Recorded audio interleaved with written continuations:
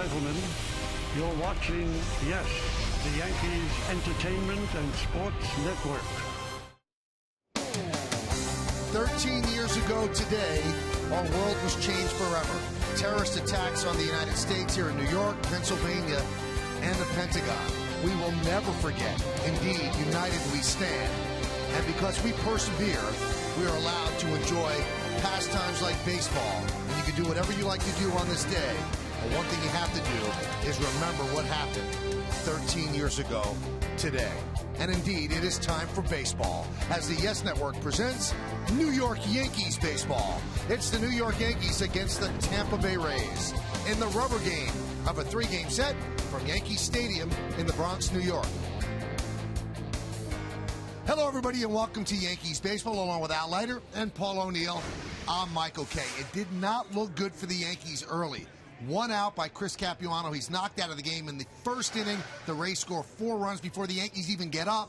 But the offense was there, and it clicked last night. Well, I tell you one thing. The offense with the Yankees, 4 runs is usually a big hole. And I tell you, they started, boom. McCann is 18th of the year, a bomb.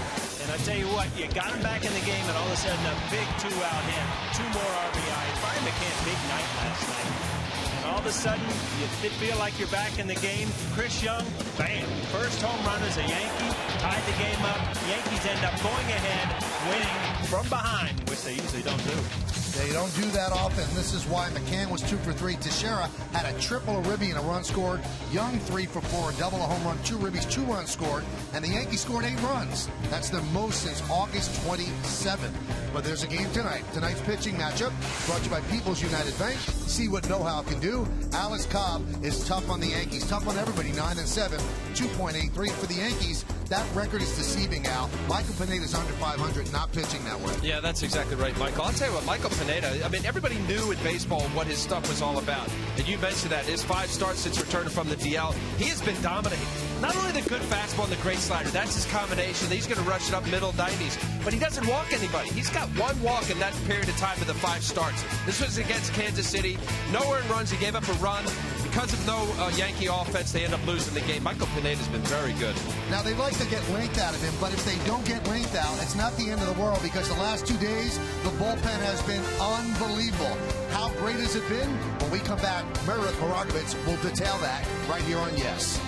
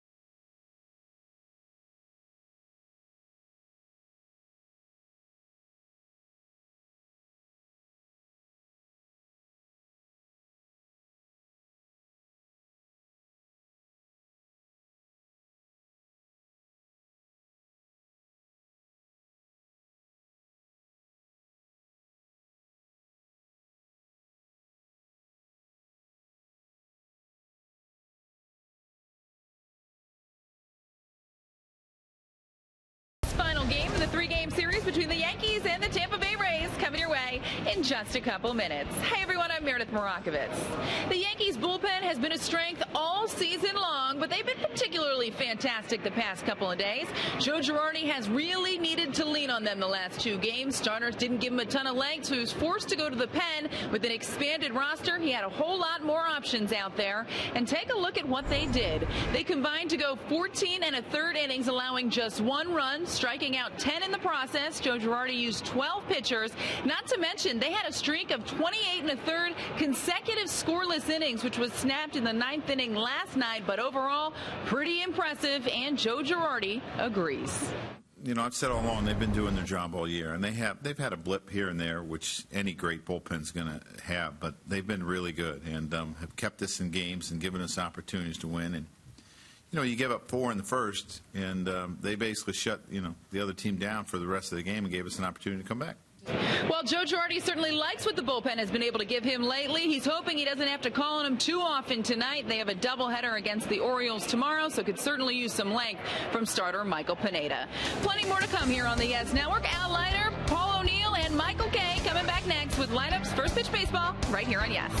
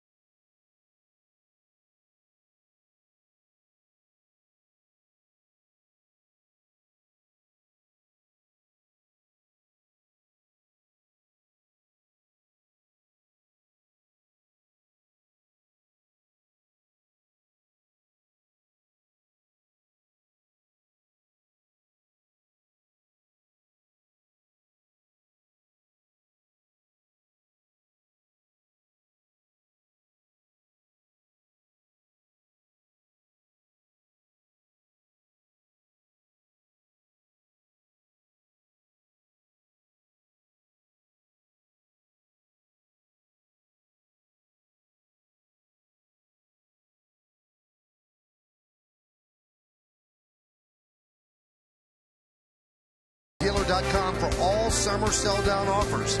By Henry and Me, watch Yankees Legends Come Alive, available on DVD and digital download September 30th. And by Sleepy's, forget the amateurs, trust Sleepy's, the only mattress professionals.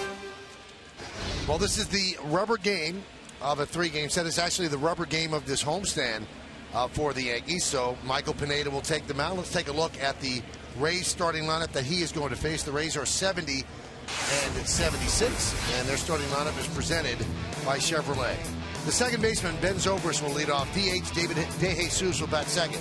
Hitting third and playing third, Evan Longoria. James Loney, the first baseman, cleans up. Batting fifth, playing right field, Will Myers. Matt Joyce is in left. He'll bat sixth. Batting seventh, playing shortstop, Yunel Escobar. Kevin Kiermaier, he is in center field, and he's going to bat eighth. And batting ninth and catching, Kurt Casali. Michael Pineda on the mound. His 10th start of the year. Was on the DL early in the year with a shoulder muscle. You see his numbers, very good. I love the 4 walks, the 50 innings. You talk about domination. That's been Michael Pineda, no question about it. Let's take a look at the pitcher scout report. Brought to you by your Tri-Honda dealers. Ace stuff, no question. They thought it when he was with Seattle, 93 to 95 miles an hour. Throws an excellent slider. No support, despite the 1.8 ERA. The Yankees have lost 6 of his 9 starts.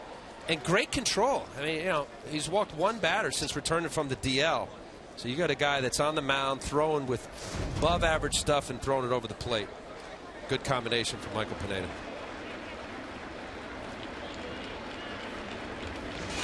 While Pineda is ready, Ben Zobrist will dig in. He's ready. And let's do it here in the Bronx. First pitch is chopped to first, backing up to Sheriff, flips to Pineda. 1 pitch, 1 out. Well, let's check out the Yankees defense, which is presented by Geico. In the outfield, you've got Chris Young in left, Jacoby Ellsbury in center, and Ichiro Suzuki over in right. Infield, Brendan Ryan gets the start at third. Chase Headley will DH tonight. Derek Jeter at short. Stephen Drew at second. Mark Teixeira over at first. Brian McCann behind the plate. And Al told you all about Michael Pineda on the mound. I'm still processing Pineda. When you give a scouting report, you give a scouting report. In depth. You know, I think I was a little light on Pineda. Really? I go on a little longer. Yeah, a lot more. Well, the graphics went off the screen, so you shut it off. There's a strike to DeJesus. I do think about you when I sit next to you. First game here, you looked at me and said, "What?" Mr. ND.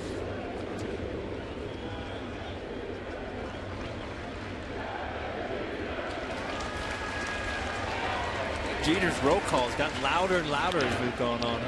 Ball lined to right. So DeJesus with a single. Yankees baseball is available in Spanish by hitting the SAP button on your remote. SAP is brought to you by Infinity.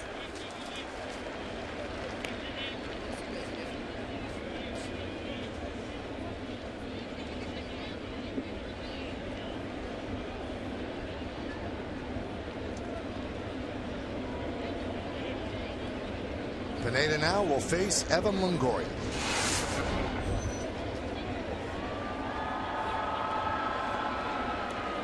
Longoria last night spoiled what would have been 8 2/3 of perfect relief pitching by the New York Yankees. I say spoiled. Esmiel Rogers gave up a solo home run to him in the 9th inning. Boy, the Yankee bullpen. Meredith Marakovich talked about it in the Open. So good. Not only last night, but during this whole homestand. About as much as you can ask from a bullpen. 8 2/3 to get a win. It didn't happen very often, I bet.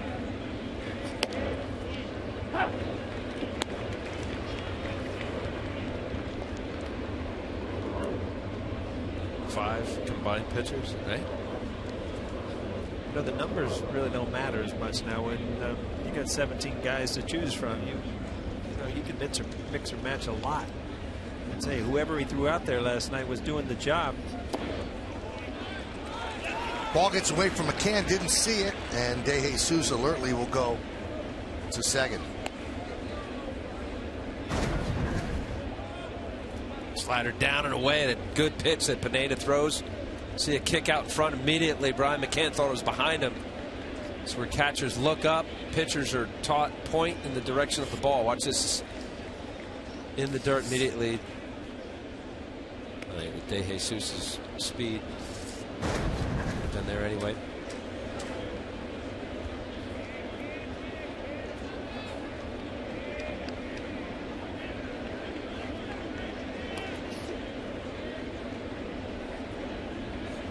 The 0-2. Grounded to third.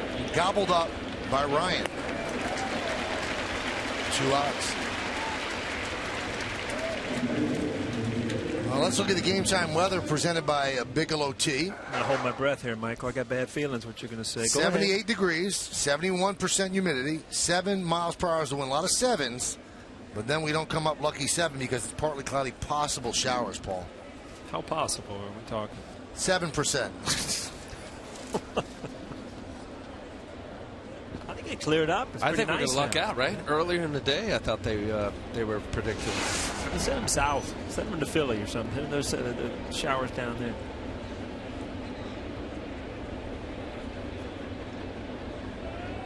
Here's James Loney.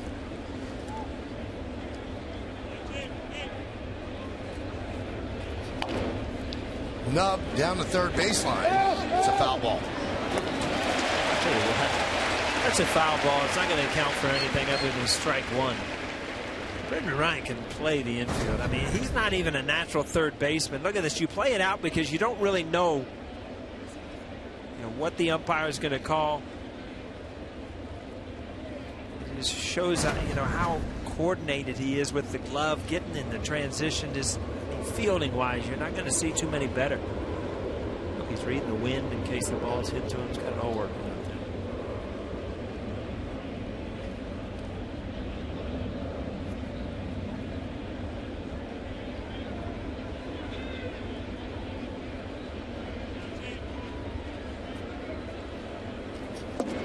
Last time Brendan Ryan actually was at third base was June 5th of 2008. He was with the St. Louis Cardinals. You know, and it's funny because you think, wow, he's an infielder, you can put him in. It's not. It's not the same thing as playing shortstop. I mean, there's different angles. You're so close to the batter when righties are up. An 0-2 pitch here with Pineda. He's putting 2 good sliders. Tries to sneak something in on him. Grounded, right side, Drew to Teixeira, and that will do it. Here in the first, no runs a hit, 1 man left on base. Tampa Bay nothing, and the New York Yankees coming to bat.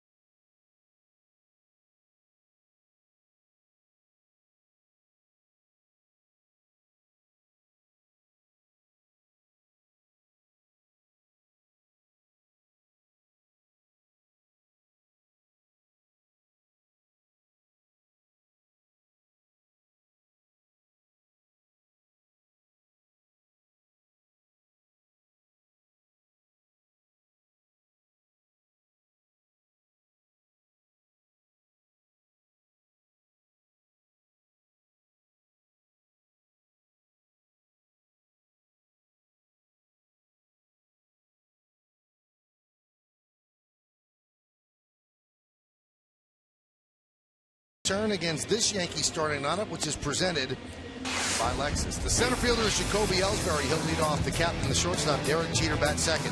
Batting third and catching, Brian McCann. Mark Teixeira is the first baseman, cleaning up. The number 5 hitter, the DH, Chase Headley. In right field, it's Ichiro Suzuki batting sixth. Batting seventh, playing second base, Stephen Drew. Chris Young, left fielder, will bat eighth, and batting ninth and playing third base, Brendan Ryan. On the mound for the Tampa Bay Rays, Alex Cobb.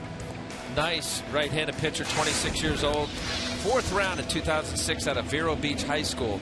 There you see his numbers. You talk about tough luck. I know Michael Pineda hasn't had much run support to show for wins and losses. This guy can pitch. Let's take a look at the pitcher scouting report brought to you by your Tri-Honda dealers.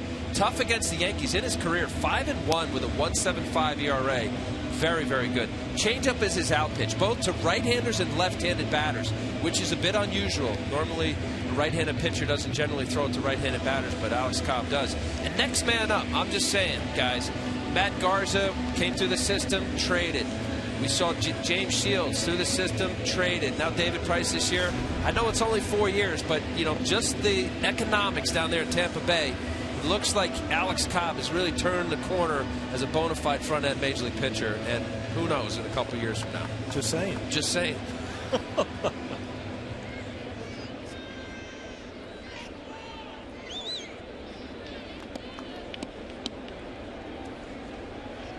So Cobb ready, and so is Ellsbury as we start the bottom of the first inning. A single by De Jesus. Wasted in the top of the first, and Cobb deals. Cobb has a very odd windup there, Paul. Would that throw you off a little bit, like the legs going one way, the body's going another? Possibly the first pitch or something, or the first time you saw him. I mean, you expect it now, but it's his leg kick. It kind of comes right at you, then goes around. Grounded to short, Escobar.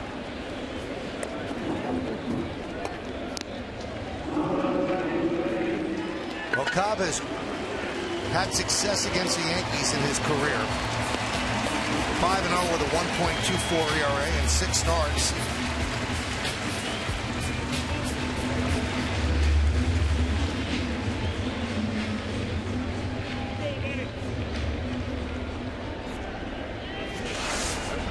Those were his last 6 starts against the Yanks. Nice hand for Derek Jeter.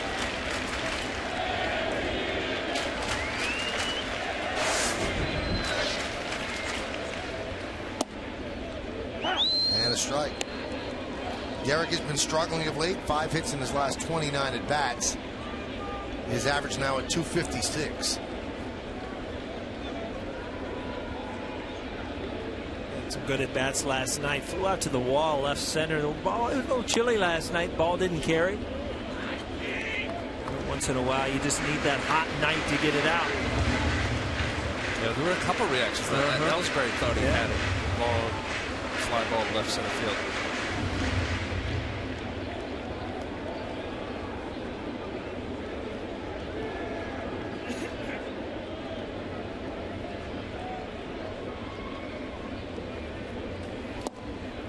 Swing and a miss. Jeter down on strikes. That's a nasty changeup. Let's check out the Rays defense behind Cobb, presented by Geico. We've got Joyce, Kiermaier, and Myers left to right in the outfield. Infield, Longoria, Escobar, Zobrist, and Loney. That's third to first. The youngster Casale behind the plate, and Alex Cobb is on the mound.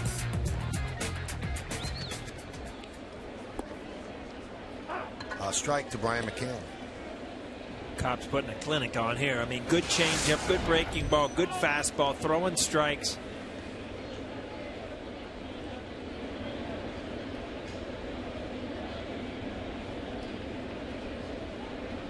You know, we mention all the time, you know, and I'm sure, Paul, you had your teams, but, you know, pitcher or hitter, if you've had success against a given team, you know, you just exude confidence. Everything is positive in your thoughts of making pitches.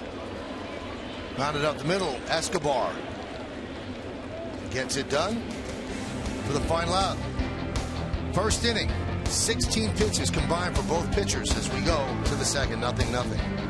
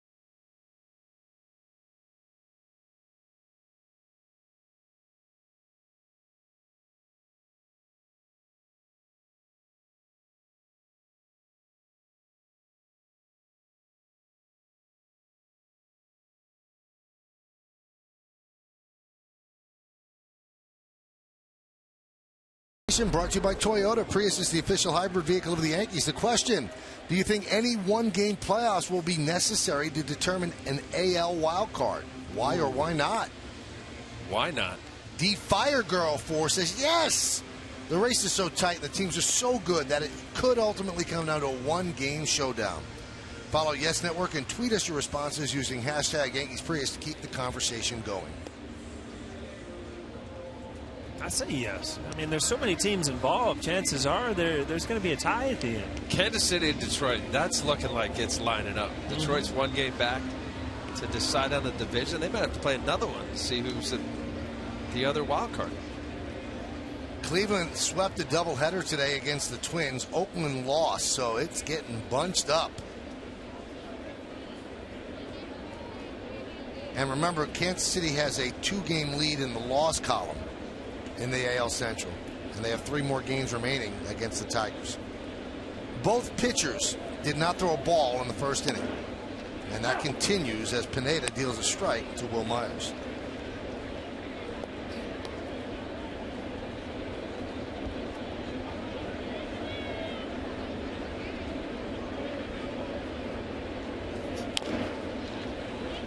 Chop foul.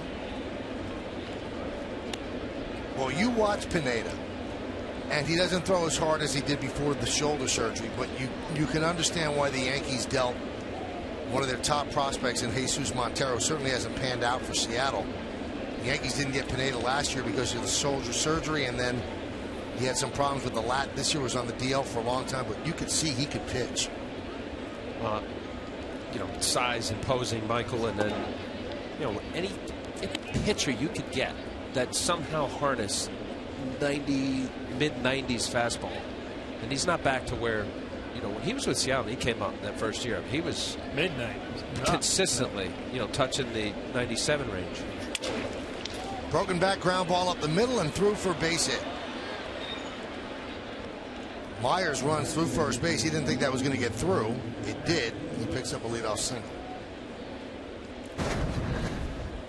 Well, you can see where the shift is there. I mean, Stephen Drew is probably closer to the ball than Derek Jeter was. You see how far to the left side of the bag it was. Right off the end of the bat. I mean, it's not going to go far, but every once in a while as a hitter you can put it where you need to. As a hitter, Myers runs pretty well too. And as soon as you hit one off the end of the bat, you know you're digging to try to get an infield hit, and then you look up and it somehow squeaked through the infield.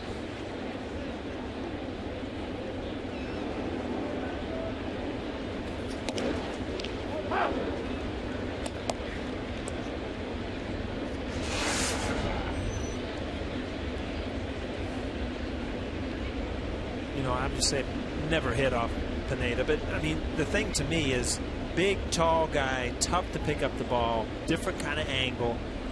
I mean, it's not like this guy's 6'1" or 6'2", and it's just when he releases the ball, it's just a little bit different for a hitter to pick up.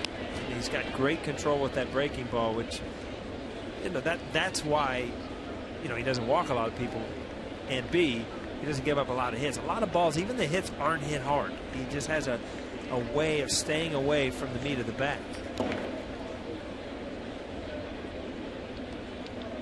You know, I think watching him, Paul, and you faced plenty of guys, and I think that maybe you can identify.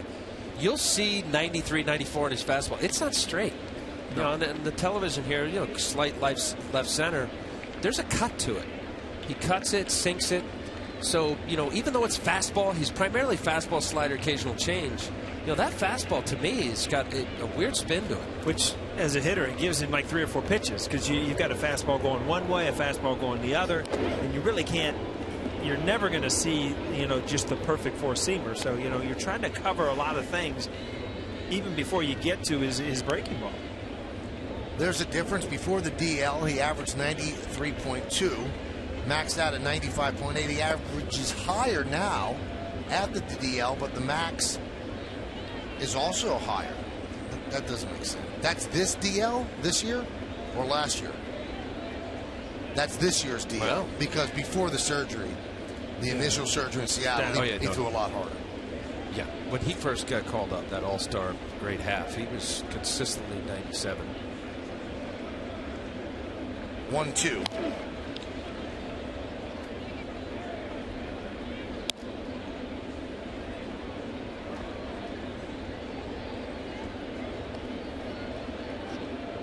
You know, one other point I wanted to make about Cleveland and Kansas City. We told you that Kansas City is a 2-game lead in the loss column over Detroit. Kansas City are also losing a game with the Indians by 2 runs in the 10th inning.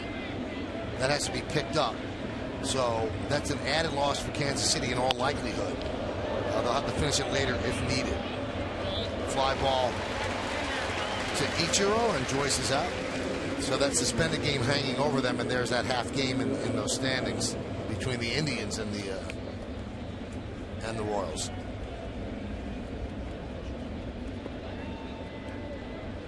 Now I look up at that scoreboard and I wonder, both of your opinions, if you take a look at the scoreboard, you have a 1-0 Cincinnati win over St. Louis. You've got a 1-0 White Sox win over Oakland. You've got a 2-0 Minnesota win, or Cleveland win over Minnesota. And scoring is just down all over Major League Baseball. I mean, really down. And you wonder, is that good for the game? Well, there's been such an emphasis on pitching, and the bullpens now are like night and day from what they used to be. I mean, you've got bullpens that are better than the starters now, stuff-wise. And, yeah, I mean, I don't know why it came so quick. I don't know if it's the shift or kind of a blip on the radar screen here just for a year, but offense, I mean, just the games we've called, you can tell You know, the games with 4 and 5 home runs you don't see. The games with 10, 12 runs you don't see. And for whatever the reason is, getting rid of PEDs in the game, the specialized relievers, the shifts. Line drive, a base hit by Escobar to left field. As Myers moves to second, whatever the reason is, I just have to wonder, baseball at its height of popularity in the last 20 years was when everybody was hitting home runs and scoring runs. So is that ultimately a bad thing for the game, and do they have to make adjustments? Do they have to get rid of shifts? You can't get rid of hard-throwing relief pitchers, but I just wonder, 1-0 games, every now and then it's great, but I don't know if the majority of fans like low-scoring games. Well, think about it. What were the 2 moves since, 67, 68? They lowered them out to get more offense. And then that wasn't enough, so the American League in 73 enacted a designated hitter. So to your point, it was about how do you generate more exciting games. And I don't know. I mean, I love a 2-to-1 duel with 2 great pitchers making great pitches and hitters having to figure out what they're doing. But I hear you. The night in, night out, Michael. Yes. I think people, there's no doubt, it looks flat. Sometimes when you come in and watch a ball game and the offense isn't there, it doesn't have the same energy and vibe. It doesn't. But you touched on it. I think you said it, right? PEDs, better testing, specialty pitching, better defensive alignments. How many times did we see, the Yankees? I mean, between Teixeira and McCann, how many hits, 10 years ago would have fallen in? And you don't want to penalize a team for outthinking other teams, but in other sports they do have illegal defenses. So can you say, okay, you have to have 2 infielders on each side of second base? You can shift up the middle, but you can't have 3 guys. I don't know what the answer is. That one is lined right, and Jeter flips to second. It's a double play off the bat of Kiermaier. No runs, 2 hits, no errors, and 1 man left on base. We go to the bottom of the second inning here at the stadium. The Yankees and the Rays, 0-0 on yes.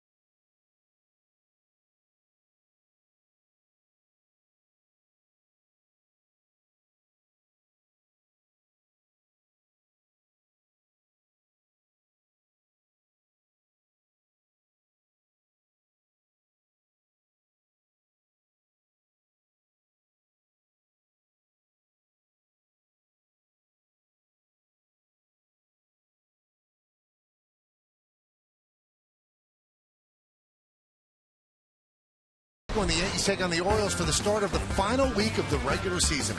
The first 18,000 guests in attendance are going to receive a pair of Yankees texting gloves courtesy of Starter. For tickets, log on to Yankees.com, visit the Yankee Stadium ticket window.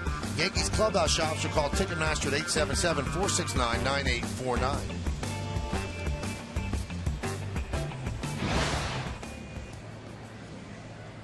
It'll be Teixeira, Headley, and Ichiro here in the bottom of the second inning.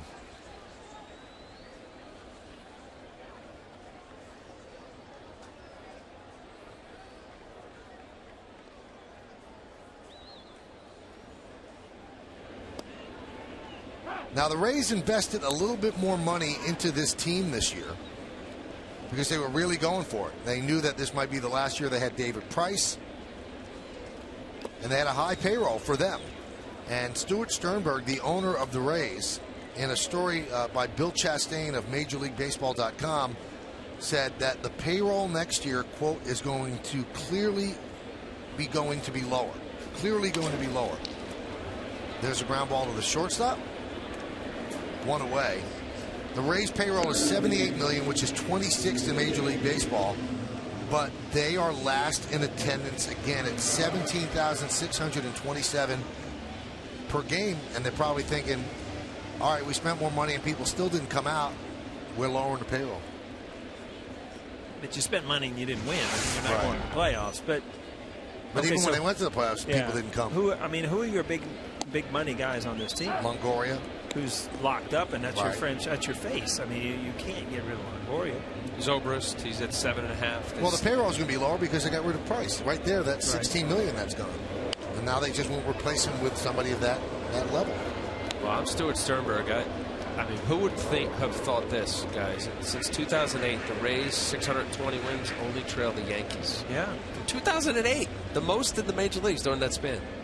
With payrolls at 29th in 08, 25th, 19th, 29th, 25th, and 28th.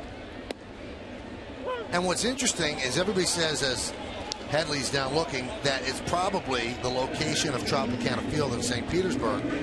So out of 30 teams in the major leagues, they're 30th in attendance.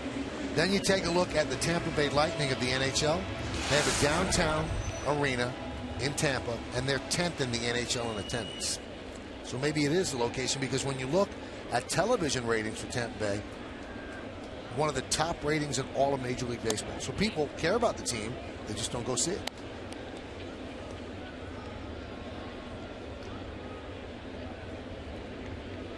Two away here in the bottom of the second. Nothing. Have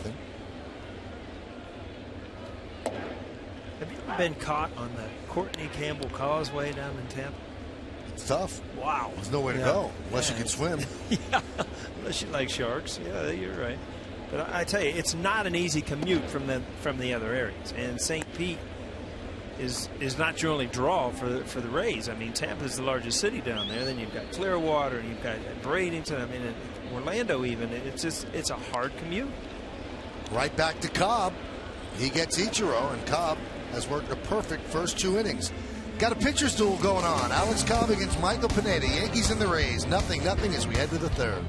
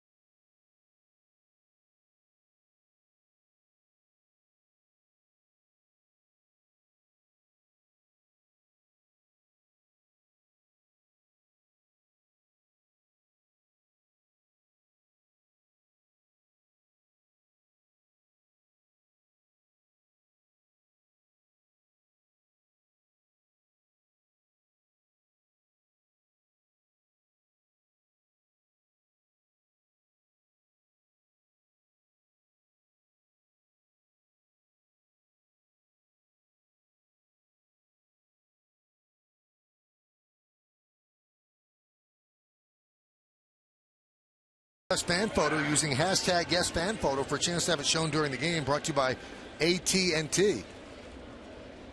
We go to the third inning. Kirk Casale will lead off against Michael Pineda. Now, Paul between innings, you said that you have the solution for Stuart Sternberg. I got it all figured out. I've had it for years. You tie it in. You put the stadium with Disneyland. You use their crowds. Disney World. Disney World. Right. My bad. You don't want to put it in Anaheim. No, they already got one. But, I mean, doesn't it make sense? I mean, you go to the park, you go to a ball game, and you just tie it all together. And Orlando already has a professional franchise down here, so it's not like you're only bringing sports in for the first time. And you've got all those tourists. Oh, look, you got Mickey Mouse, you got everybody to hang out at the games. You know what? And that, I think, was it Peter Uberoff? One of the commissioners, once upon a time thought that very thought about a team in Florida, in Orlando. Audi A3 scoreboard, 0-0. Now, it's easier said than done. They're in a lease in the Tropicana field. They can't get out of that lease. That's their problem. I mean, I think they know they have to be on the other side of the bay. Well, there's no doubt about it. I mean, it's not, it's a professional baseball team. They've had good teams. They've won a lot of games, but it's not a place as a visiting player you look forward to going down and playing in. It's like playing in a movie theater. I mean, it's a dome stadium. But again, that's a tough sell. Who wants to sit out when it's 95 degrees and watch a baseball game? Fly ball at Ichiro. Caselli is retired for the first time.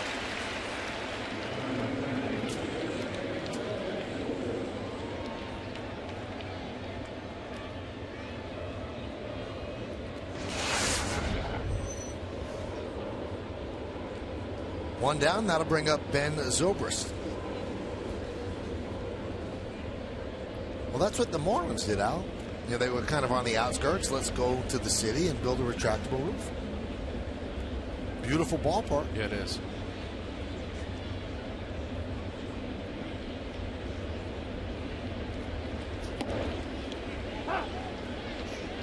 The problem down there, Michael, having lived in Fort Lauderdale for years, you have this rectangular looking map, if you will, of 3 counties. And when they first came in as a franchise, Zobrist with a fly ball left field. Chris Young is back. He's there. 2 outs. 2/3 of their season ticket holder fan base was from Palm Beach and Broward County. So now you kind of eliminate those fans because it's a lot farther to go down to Miami. And I think that's a little bit of the issue. So you're basically drawing from Dade County. I mean, fans still come from Fort Lauderdale area and a few up in Palm Beach County, but not as much.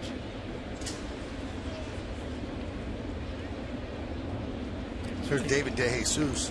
Didn't Anaheim actually rename their team Los Angeles because they want to incorporate that as part of their fan base?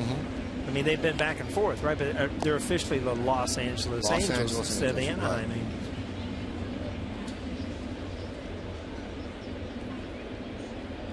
I think winning eventually trumps all, but with the Rays it doesn't, because they've won and they still did not draw. I think the Marlins' key is that they have not recovered since Leiter. I mean, he was a big drawdown. Once they won and then they got rid of all the big boys and Leiter took his stuff and said, "See, I'll see you later." Yeah, it's never been the same. No, never. Oh boy, they're still missing it. Incredible.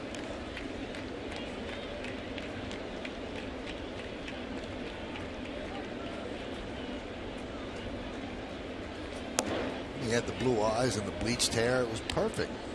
Really? You got that South Florida look to you? Hazel green eyes. Right. And no bleach. This natural sun in. A little lemon juice.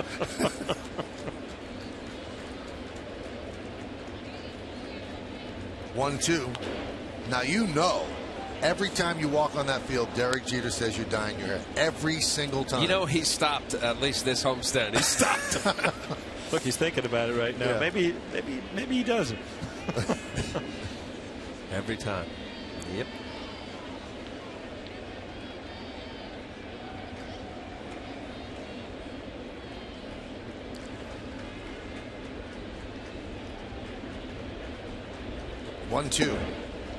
Wow. He throws a ball and I look up. He's got 35 pitches. He's thrown 30 strikes. He's actually thrown 31 because this one was there too. Look at this here. Little cut. That's what I was talking about, Paul. See that little cut at the end? And that pitch is calling a lot. Just cutting back on the outside corner. popped up, shallow left. Young is there, and that'll do it. As the Rays go down in order, 1, 2, 3. We go to the bottom of the third. Nothing on yes.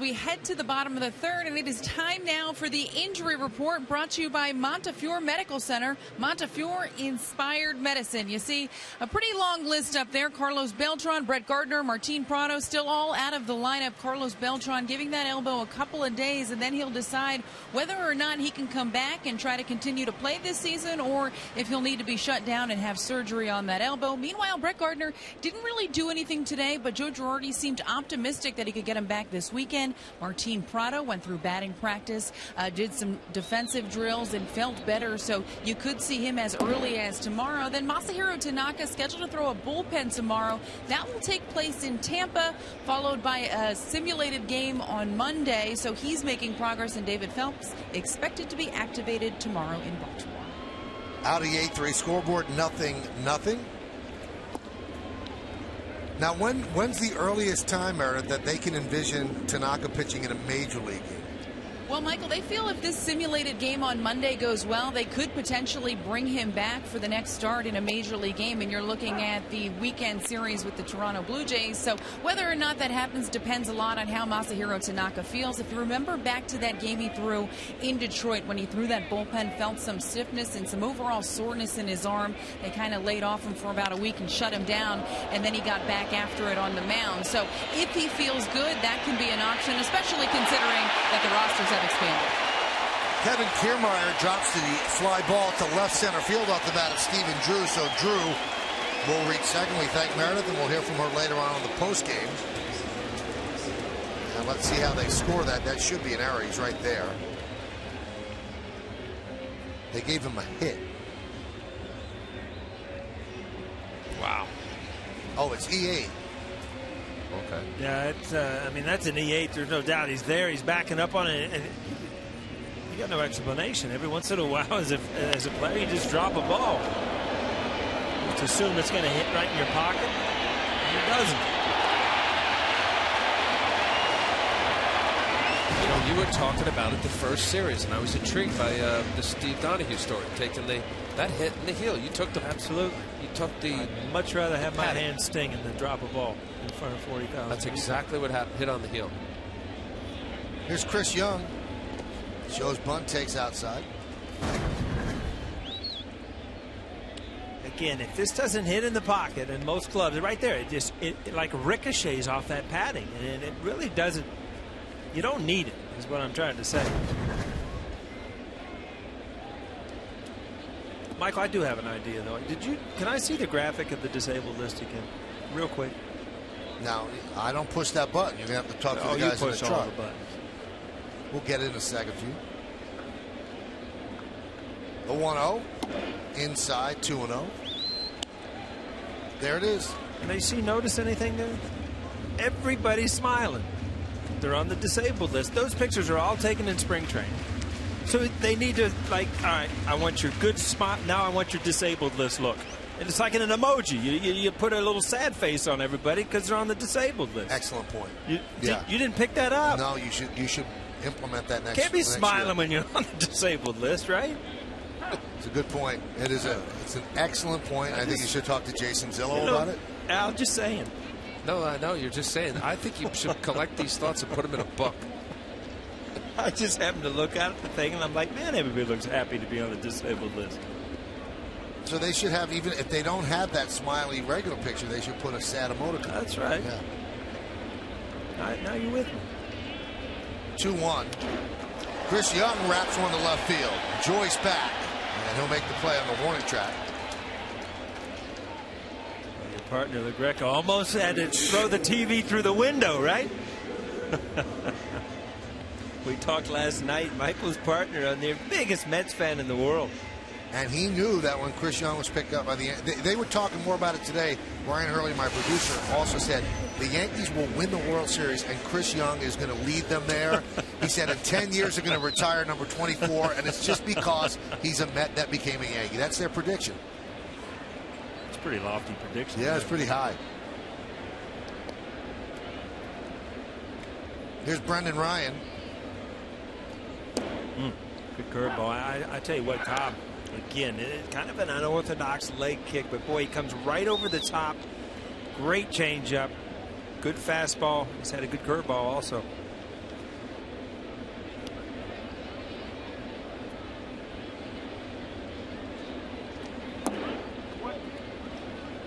One and one on Ryan. You know, even with the unorthodox leg kick, I guess it's fair enough, right? He picks it up toward the batter and then turns his hip. Very smooth. His arm action, there's nothing herky-jerky other than this first little leg kick. Oh, that's a slide step. And that itself, I think, has hitters seeing, it says 92, but I think it's got that little extra giddy up, that jump, that last 8-10 feet. I think it makes his changeup better too, because when you're kind of herky-jerky, you kind of put more into the fastball, and then you kind of try to sell the changeup. So your delivery becomes a little bit different. The smoother you are, the same arm speed, fastball, changeup, obviously that's when, as a hitter, very tough to pick up.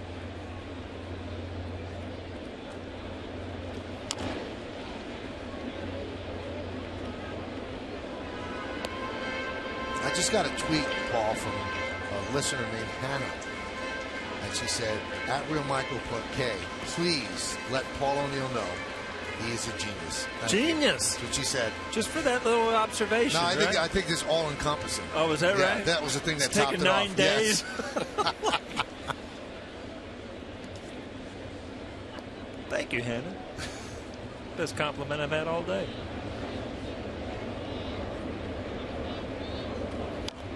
You know, sometimes you look at guys have, you know, they're not everyday players, but they have big games and they kind of earn themselves another start. Brendan Ryan had great at-bats last night, hit every single ball on the nose. He got no hits. But Joe Girardi had an opportunity to get him in the lineup again. Hey, you know what? He had 4 good at-bats last night. Let's see if it turns into, you know, 5 or 6, 7 good at-bats.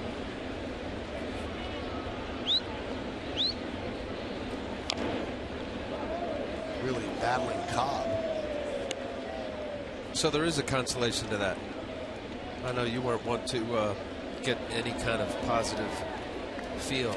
Well, I mean, you do feel good about your bats, and as you get older, you understand that if you have good at bats, you're going to put up good numbers. When you're younger, you're not an everyday player. You want results because you know you want to fill up some columns. You want to show that you're able to play. Good changeup.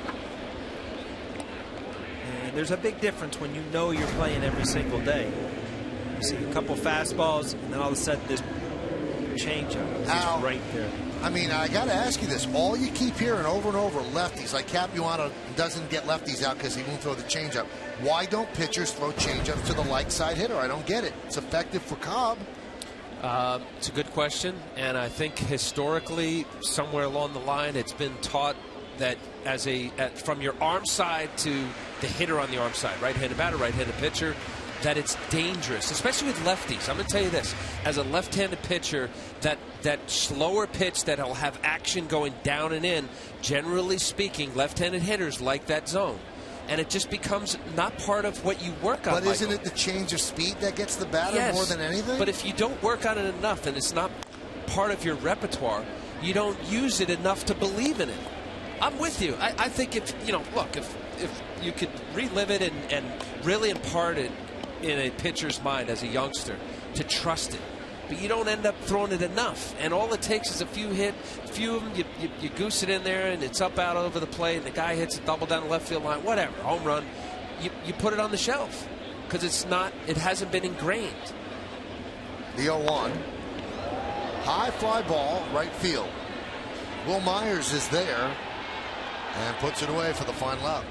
No runs, no hits, 1 error and 1 man left. We played 3. It's 0-0 here on Yes.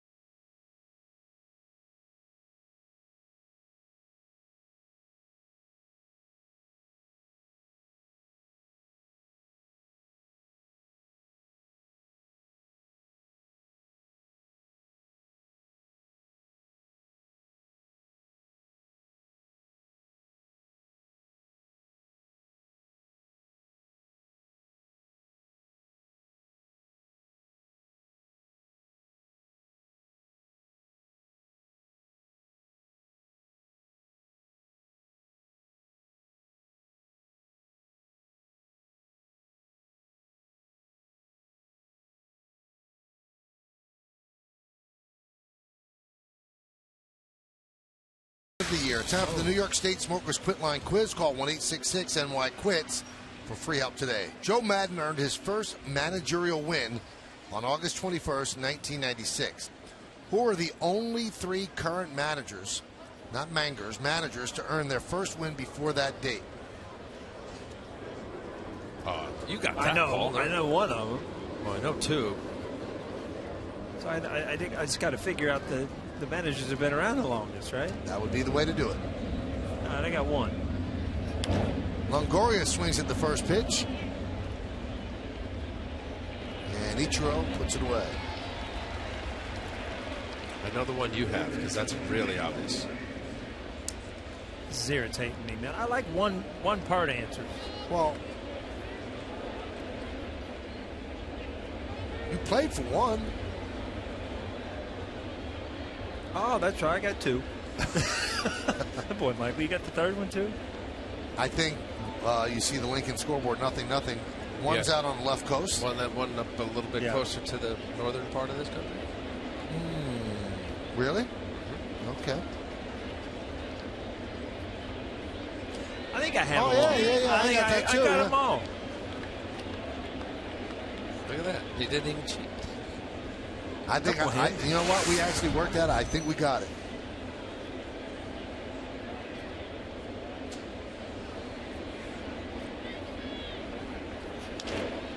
Ground ball right side. Nice play by Drew. You're coming up against Pineda. All he does is throw strikes. You swinging right away early in the count? Yeah, I mean, depending on the situation. Obviously, if the first 2 guys have made outs immediately, you got to try to make them throw some pitches. But yeah, I mean, no situation basis. Yes, I'm looking out over the plate. I'm looking hard stuff, and I'm going to probably try to adjust to that curveball. I mean, you're going to get a fastball in the count. 39 pitches, 34 strikes for Michael Pineda. Here's Will Myers. And a strike.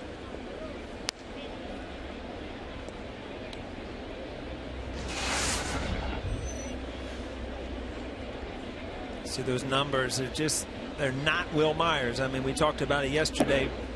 Wrist problems, he was out, and it's going to take an off season for him to get back. He had some good at-bats last night, but I tell you what, this guy could end up having a huge year next year.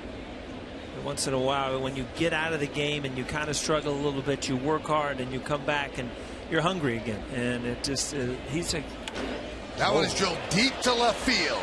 That ball is a foul ball. Larry Vanover gave it a long look before lifting his arm straight up in the air.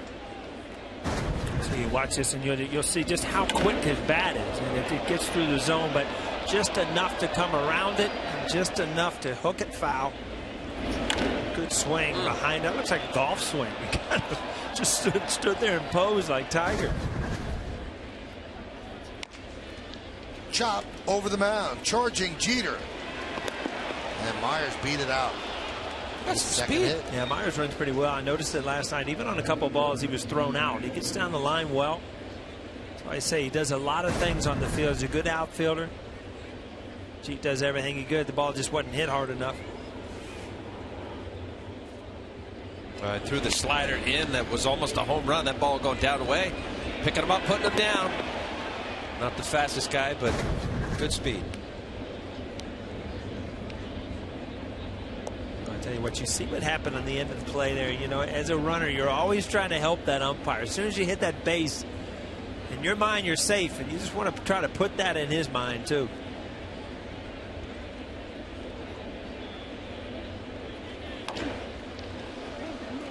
That's a base hit off the bat of Matt Joyce. Myers makes the turn. He'll stop right there as Ellsbury got to the ball quickly. A couple of two-out singles. First and second for Escobar. Pineda, I mean, he realizes what has happened. I mean, he had an infield single, and this ball looked like it was hit hard, but it was hit off the end of the bat, too. I mean, neither ball hit hard, but all of a sudden you're in a jam, 2 outs. But as good as pitcher as he is, as good as stuff as he has, I mean, you're looking to get out of this thing. Escobar hit a hard line drive off Pineda last time.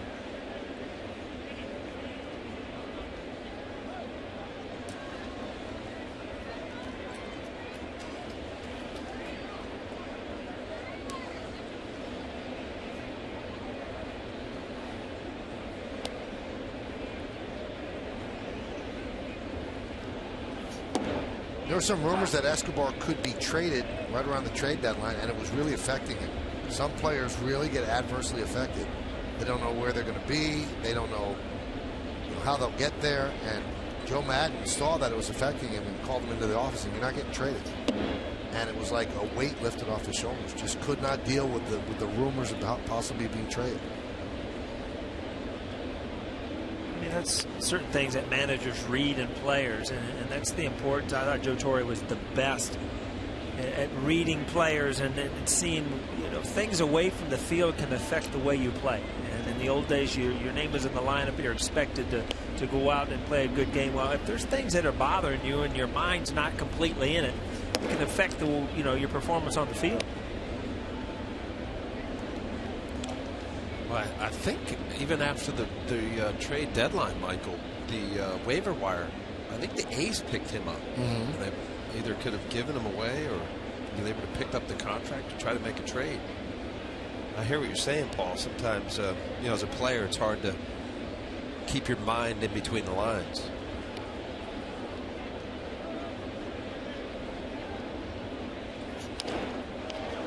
High fly ball.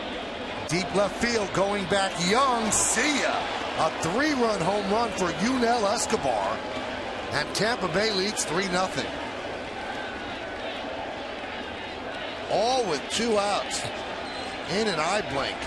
3 consecutive hits, 2 not hit hard. And this ball, it wasn't crushed. It was hit at the right spot. It looked like it got in on him enough, but Escobar got enough of it to elevate it and get it out of here.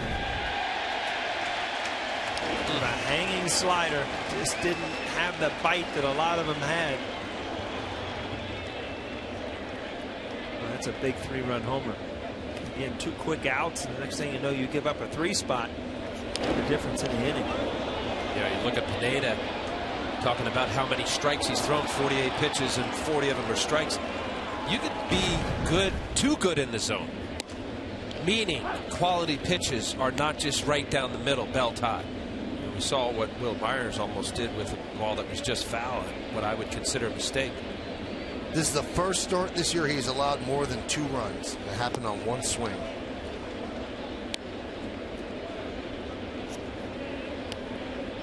You know, it's great for pitchers to pound the zone, get ahead. Michael, you mentioned that, you know, Paul should be swinging right away.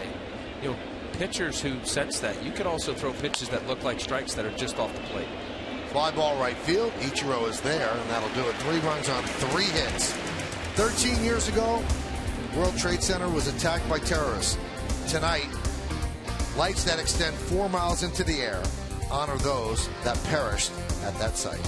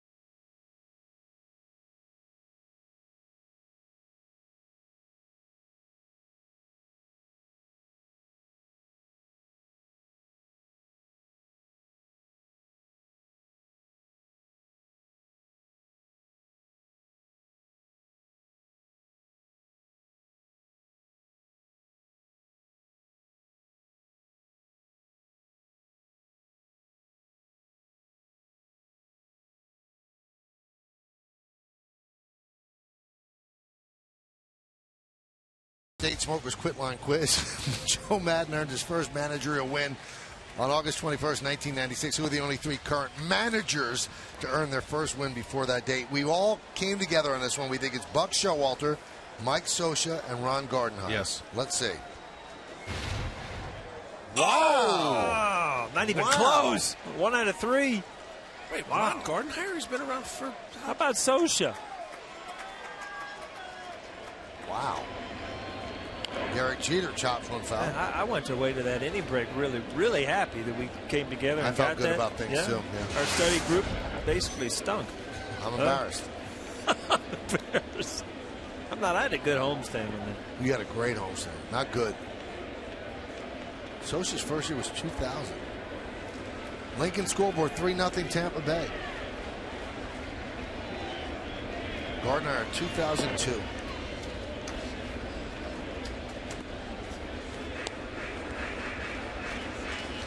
I don't know what to say, Paul. You steered me wrong. You always, when you think back on this homestand, you just think Red Rolf. That's right. Third baseman with Joe D played, if you forgot. War number 2. Now, you know what messed us up? Didn't Joe Madden had a little managerial time with the Angels? See, I was thinking Tampa Bay when he's, you know, see, they're tricking us. It's always tricky. Yeah.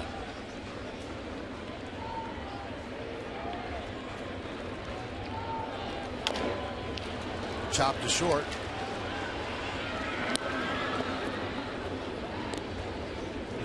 Special guest here in the stands at the stadium.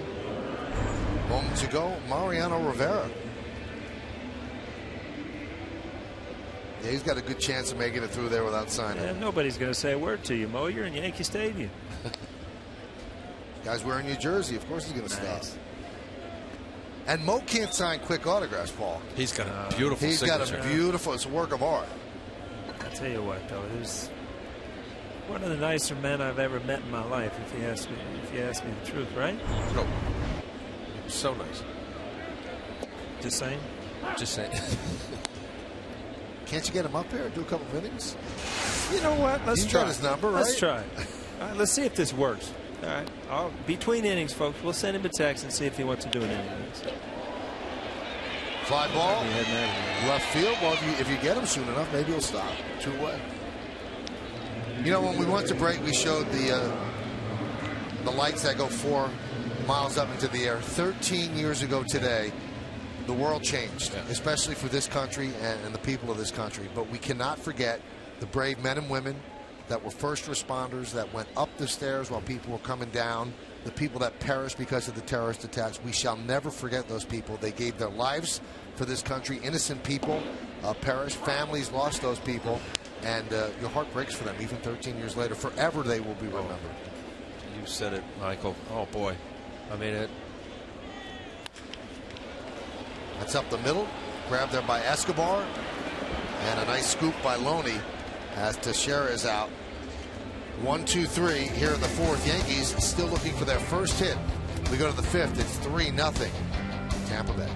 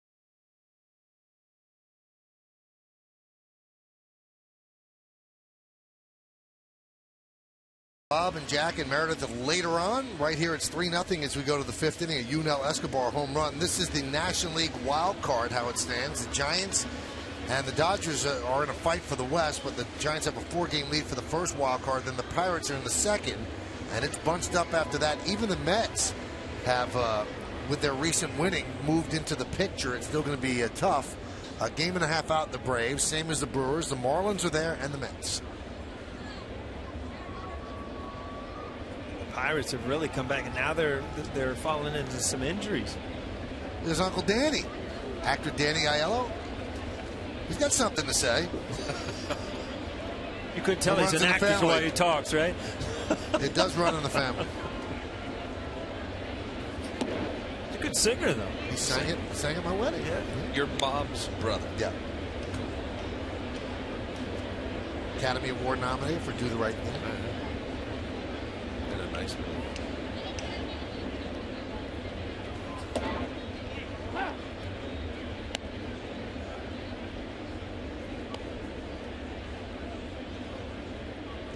One-on-one count on Kurt Casale, leading off the fifth.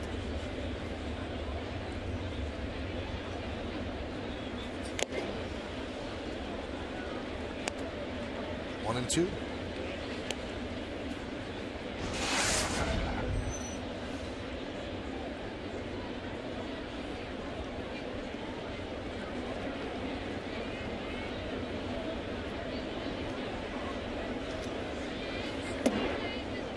Back up there. 2 high fastballs through him. Why not try it again? Really to set him up for a slider here.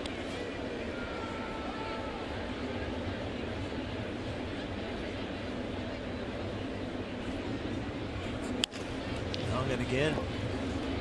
Brendan Ryan. 1 away. Al, I know you wanted to say something about what, Michael? 13 years. Yeah, you mentioned it, and in so many ways, it seems like yesterday. It really does. I know 13 years have gone by, and we all have our moment. We remember where we were exactly when it took place, and just so sad. And growing up in the area, living in New York at the time, and knowing several people who were directly affected. It's just you're right, Michael. We'll never forget. Never. And it's a day the same as December 7th, 1941. It's a day that will live in infamy.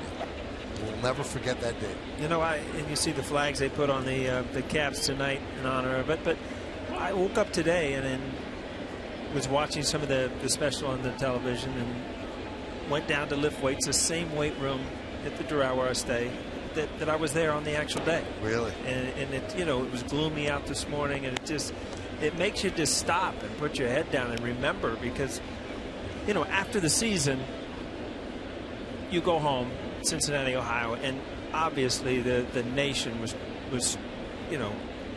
aware of the pain and everything, but when you're in New York you felt it so much more than anywhere else around, and it's just the respect that you feel towards the New Yorkers and how they bounce back, and I truly believe this city changed the day that happened. I mean, you saw people come together, and that's not the way it's written about New Yorkers, but boy, it sure is now. We had a firefighter call into the radio show today, and he got really choked up saying it. He said, we were part of the rescue crew in the days after 9/11. We're at the site, and it's late one night, and it's awful work, obviously, what they have to do. It's so sad. And that one is skied to left field. Chris Young makes the play. He said, and we turned around, and it was late at night, and just the lights from the spotlights are there, and Tino Martinez and Derek Jeter are there.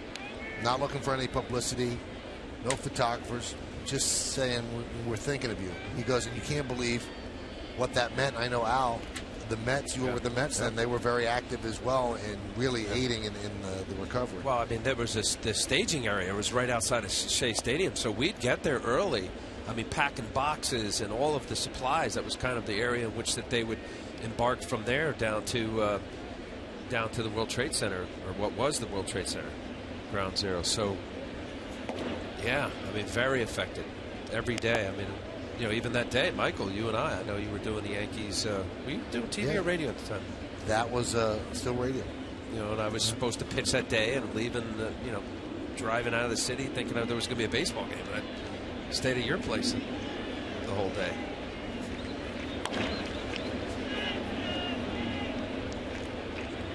The first pitch before the game today, the Yankees had Hank Grazioso, their ticket operations representative, throughout the first pitch. He lost his 2 sons, Tim and John, that day. And, I mean, that just tears you up thinking about it. And they had both worked at Cantor Fitzgerald.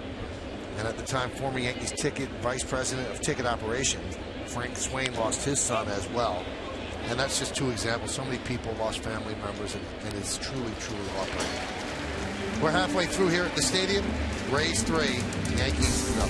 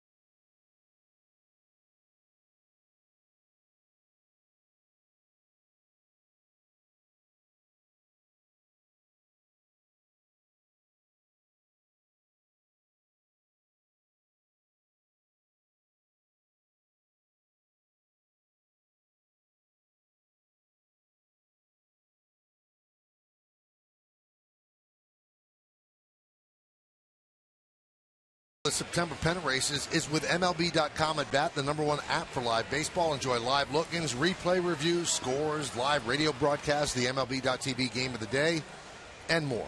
Get at bat for your smartphone or tablet on the App Store or visit MLB.com. Yankees still looking for their first hit. The only base runner reached on an E8 when Kevin Kiermaier, the center fielder, dropped the fly ball by Stephen Drew. Chase Headley takes a strike. We talked about same side changeup, Als. And this is via Baseball Savant. There's a ground ball to Longoria. And I asked why it doesn't happen more. And when you see the average, right versus right and left versus left, same side matchup changeups. Batters hit 216. No rhyme or reason, Michael. Why they don't do it, there's no rhyme or reason. Did you? I knew, and I can think of one case in point, was Frank Viola. At that time, best changeup in the game. Didn't throw it to lefties. He was a two-pitch pitcher, fastball, curveball to lefties. Later in his career, he started to, but at the time I faced him, it was such a relief to know that I could block that pitch out, because he wore right-handers out with it. Had a great changeup. Now, Glavine threw same-side changeup. Well, no, right? early. At the end. At the end right. he did, yeah. But early, Tom Glavine used to do the same. You know, lefty get up, fastball in, fastball away, little breaking ball. And then he started using the changeup on both sides of the plate. Now, how'd Glavine pitch? Fastball in, fastball away? Yeah, is that how you saw it? No, that's why I didn't do well. I was looking fastball away, fastball in. See, I was backwards. That's why I never hit him. Why didn't you tell me that? I didn't know you. Well, I knew of you, but you weren't helping him. Let's see. At that time, I wouldn't have helped him. I was trying to get him out myself. Ichiro has some sound effects up there tonight. But here, to put a bow on this, Jim Hickey, the pitching coach, Tampa Bay, has done a great job, Michael, with teaching all of their minor leaguers fastball changeup. Yes, other secondary pitch, whether it's a slider or a curveball. But these guys have perfected it. They really have. James Shields, excellent. You know, now with Kansas City, great changeup. Jeremy Hellickson, young pitcher, good changeup. Alex Cobb. Jim Hickey, the pitching coach, Joe Madden. You know, I respected the heck out of him, and I had a chance to play with him for years in Toronto and then also with the Mets. And I asked John Oliver, as good a hitter, pure hitter, solid. Yeah. Solid. I said, what's the hardest pitch? Without hesitation, a gentleman, John Oliver, changeup. Lefty on lefty, doesn't matter. Can't pick it up. You know, what's funny is the hardest pitch in the world, and I agree, is a good changeup. The best pitch to hit is a bad changeup. And there's a huge difference in between. Same arm speed, movement away, good changeup. Camouflage it, try to really sell it, change your motion. Here it is, up in the seats. So such a difference in a good changeup and just a changeup that a guy wants to throw.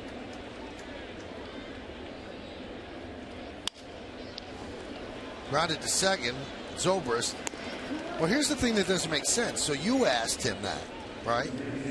Why would more pitchers not ask hitters on the team what's the toughest Still pitch got to be able to throw it, like what Paul said. Yeah, but if you've got a good changeup, to not throw it to the light side, that doesn't make sense. We're not talking about a bad changeup. We're talking about a guy with a real good changeup, and they take it away out of their arsenal against the light side. That doesn't make sense. I think the guys that have really good changeups, Michael, throw it to both right-handers and left-handers. Today, especially, because it's becoming a pitch a lot more prevalent. I mean, when you're a young pitcher, you got called up, you know, if you had a plus fastball, it was fastball, what's your secondary pitch? Curveball, slider. An occasional change. And that was kind of the percentage of your arsenal. Fastball, curveball, slider, change in that order. You know, now, because of people like Jim Hickey and these conversations and all these statistics, etc., and the Paul O'Neills and John Oliver's and everybody else out there, really good quality hitters, said, man, changeup is a tough pitch to hit if you throw it right. What's your comeback? I'm just waiting. I've got a good comeback, but I want to wait till this pitch. Be well thought out then. The 1-1.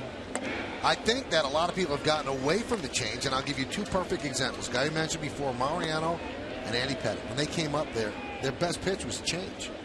Plus fastball and a change from Mo, and then a pretty good fastball and a change for Andy. And then they started throwing the cutter, and Mo said you just can't throw the cutter and the change by the way your hand is. You will lose one of those pitches, and Andy lost one of those pitches, and Mo just shelved it completely. So I think that that's the reason that not as many people, because people got addicted to the cutter. So they lost the change. Or a breaking ball. I'm with you. Mo, perfect. Andy, same thing. There's a strike to Drew in the count 3-2. See, that's my reason why I think offense is down. This pitch right here, you can't do anything with it. The ball's low. It's just you can't do anything with that pitch as a hitter. And the ball up in the zone, you start calling out a little bit more. That's just not a good pitch to hit. That's low.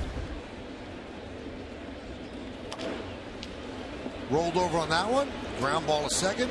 Zobrist gets the out, and the Yankees through 5 still looking for their first hit. We go to the 6th inning. It's 3-0 Tampa Bay.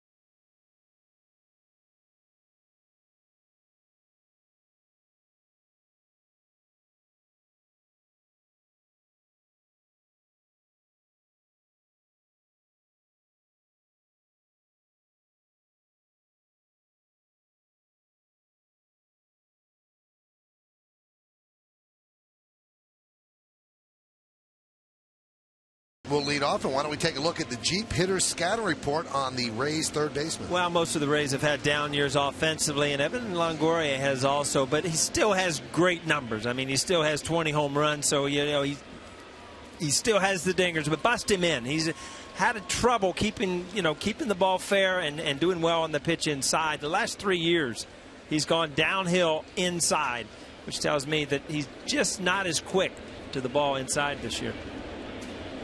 Well, he's 0 for 2 tonight against Pineda.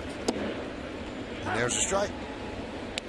First start this year that Pineda has given up more than 2 runs. And all on one swing, a 3-run home run by Yunel Escobar with 2 outs in the 4th. All happened with 2 outs. Single by Myers, single by Joyce, home run by Escobar. And those are the only runs on the board. The Rays have 6 hits. The Yankees don't have a hit. You know, when you talk about Longoria and in the scouting report, he's kind of having a down year. I mean, you put that in perspective. I mean, he's got 20 home runs. He's got 85 RBIs. So, you know, he could get hot and still get close to 100 RBIs and close to 25 home runs, which tells you what kind of talent he has. I mean, there's some guys that have bad years and hit 5 and 50. Well, he's not that type of player. I mean, he's the guy that this franchise has tied up and got to try to build around. Tough pitch right there from Pineda. From Pineda. I'm going to get it out there, Mike. You keep putting the tilde over there. That's all right. Took me back to Spanish class, yeah. You know, it's tough when you do the SAP and this, and they come back and not throw that confused. in there. Yeah, I know. I tried to explain that on the SAP. I come back and I'm a little confused. It's all right. People bear with it. I think you're tired, right? Here's James Loney. We'll see you in April. We got a yes meeting in March. I don't want to miss that. That's right. You always enjoy that. Paul comes in with his shorts and golf spikes on. Let's go.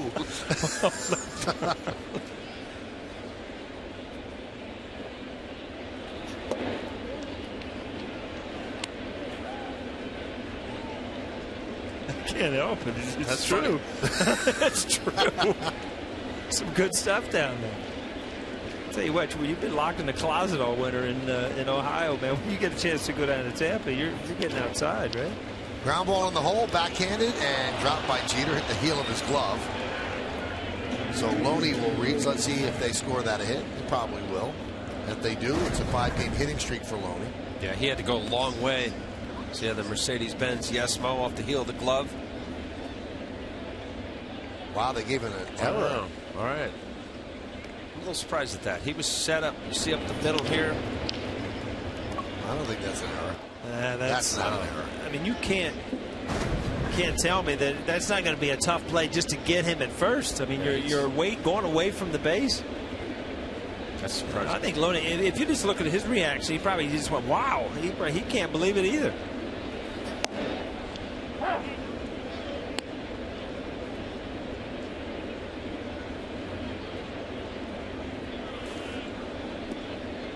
David Freeman is the official scorer.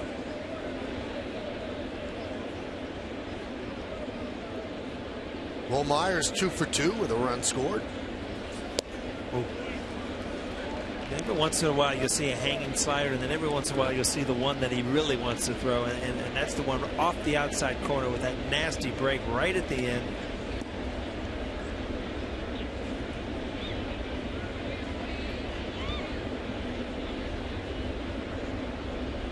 Do it again. I would.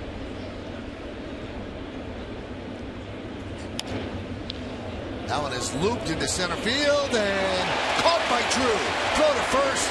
Pulls Teixeira off the bat. That's a nice play by Stephen Drew.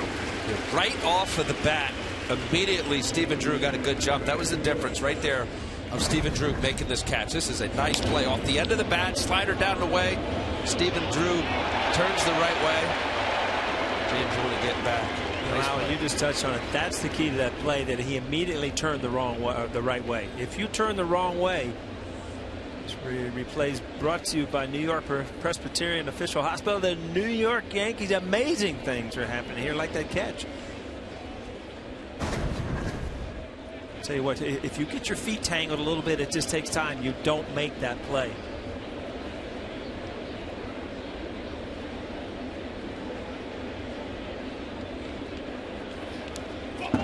That one gets by McCann.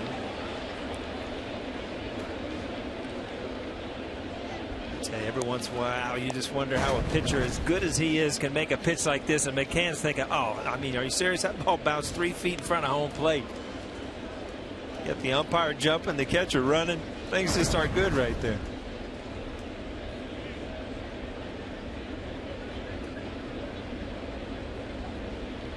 Especially, I think that was a fastball. Yeah. You know, I mean, I can see a breaking ball. You know, if you're trying to snap it off and throw it down the dirt. An 0-0 heater. You ever have a pitch, I mean, that you can remember, like the worst pitch of your career that slipped and went all the way to the screen or nothing? No. And never. You know what? I wished I just did one thing, one time. Yeah. Something goofy. Just. You mean on the mound? Yeah, just.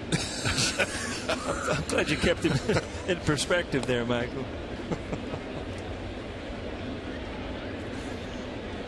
2-0.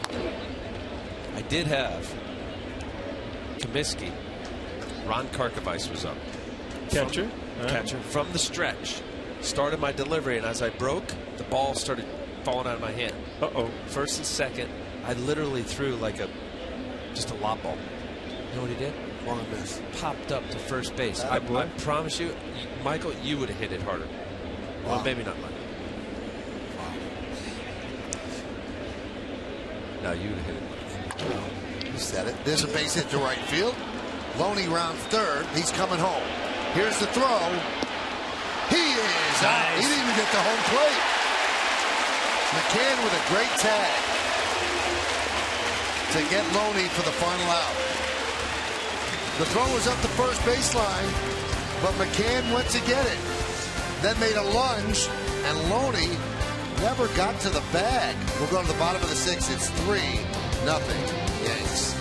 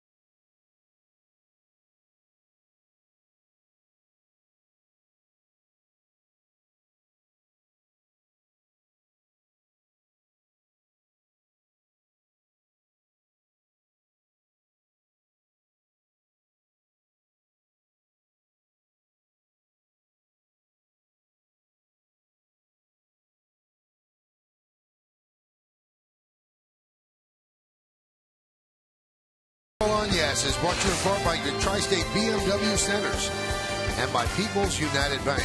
See what know-how can do. Interesting play to end this. Now with James Loney at second.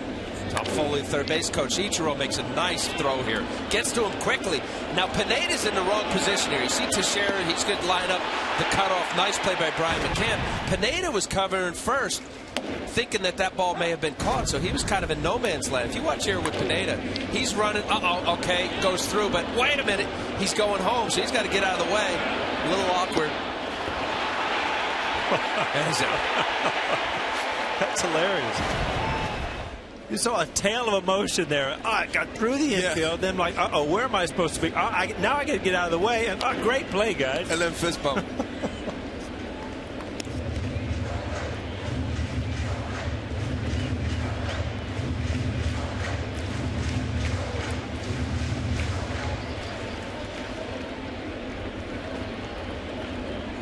Yankees still looking for their first hit. The 0-2 to Chris Young.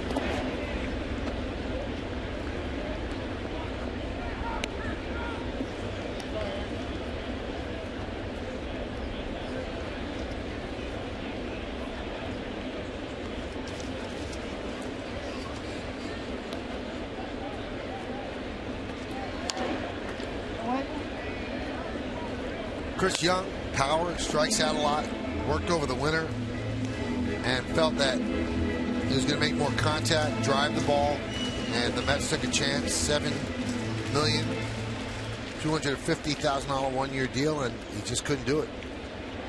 Just had an awful year with the Mets, and they released him.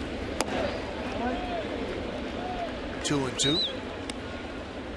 He'd like to finish strong, maybe get a decent contract somewhere next year.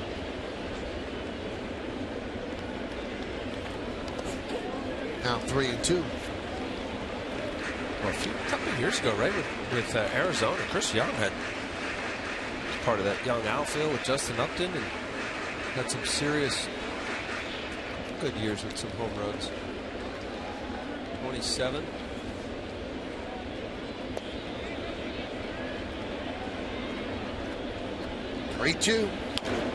Wow.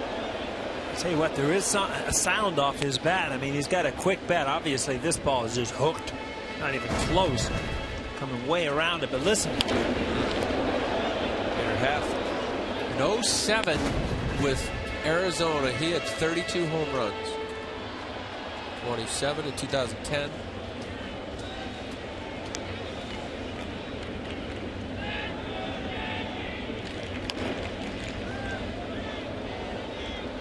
And that's when he was playing every day. If you remember Billy Beane and the A's, they had the platoon lefty-righty matchups, statistics that'll tell you that you can't hit right-handers, and all of a sudden now instead of getting 500 plus at bats, you get 250, starting to get in the groove.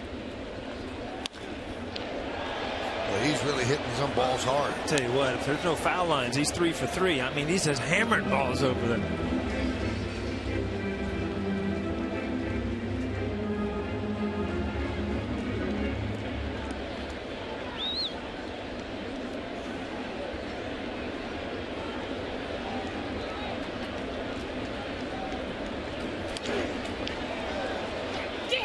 Fly ball right field.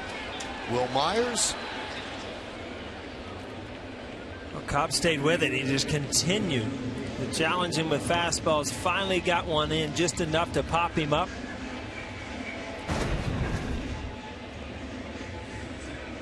This ball just has a little run and just hits it. And, you know, just enough to get it off the barrel. Paul, we always ask pitchers this. At what point do the hitters start to think we're getting no hit? You know, you're already there. Once you get that, yeah. I think anytime past the 5th inning, I mean, it becomes abnormal. You look up there and it's like, wow, we don't have a hit yet. Or a walk.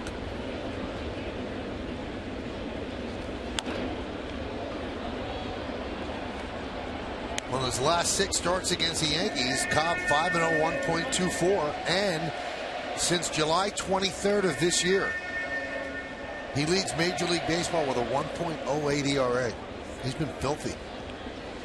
The Yankees' only base runner, Stephen Drew's fly ball to left center that was dropped by Kevin Kiermaier. Fly ball shallow left, coming on is Joyce. 2 outs. This is the only base runner for the Yankees. Otherwise, he'd be pitching a perfect game. Yeah, again, I mean, as an outfielder, you get there, you just take your eye off the ball once in a while. I mean, you catch that ball more than 99% of the time, and it just happens once in a while. You look at it at the end of the year, you might have 2 or 3 errors, and one of them is just one that you just didn't catch. Here's Jacoby Ellsbury, 0 for 2 on his 31st birthday.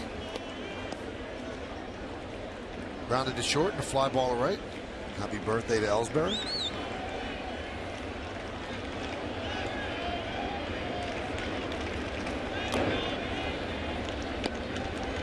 Now, Al, you've pitched a no-hitter. When do you start thinking about it? After the 7th. Really? At this point, you... Well, look, you know what? You just don't want to get. You don't want to get caught up in it. It's hard not to get caught up after 7 innings. You have 6 outs away to pitch a no-hitter.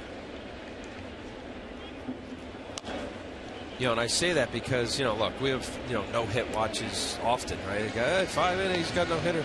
You know, you see that a lot during the baseball year. And I just think the 7th inning to me is the inning where you get through the meat of the order. If you look at this right here, Ellsbury is 1.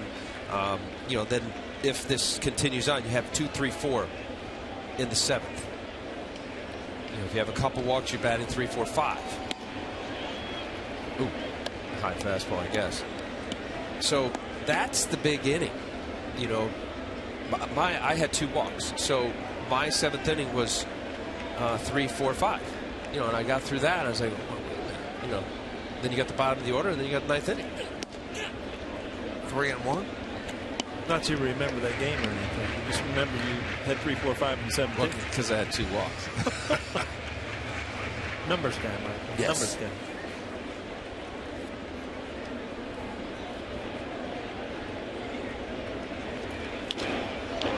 Fly ball, center field. Kiermaier is there and puts it away. And the Yankees go down in order 1, 2, 3. We played 6 in the Bronx. It's 3-0. Tampa Bay.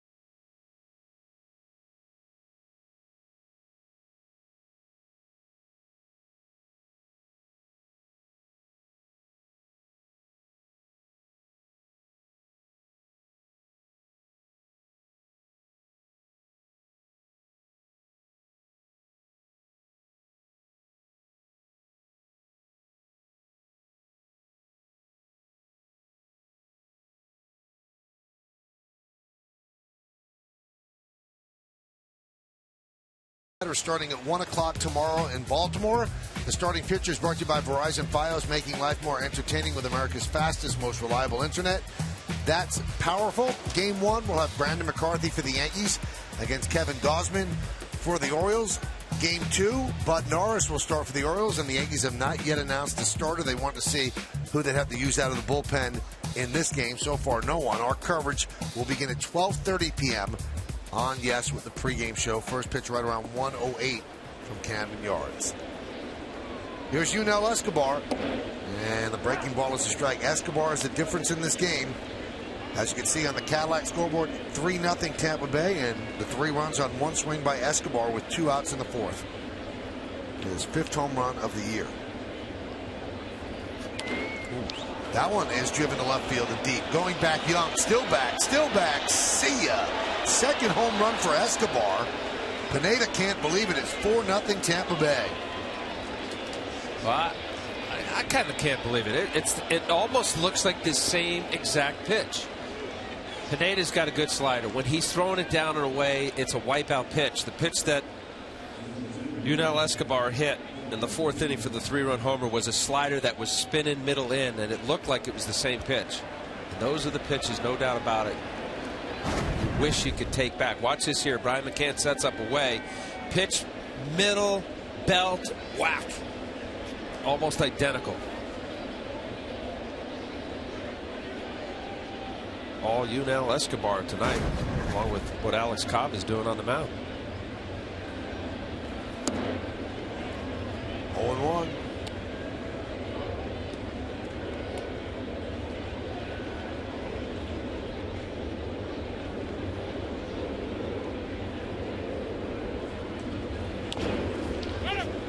Chop to Teixeira. 1 away. Escobar with 2 home runs tonight and 3 hits. He came into the game with a .314 slugging percentage, which is the 3rd worst in Major League Baseball. 65 strikes, 16 balls, 81 pitches for Michael Pineda. Almost too many strikes, and I don't say that in a silly way. Escobar, you mentioned, Michael, those numbers.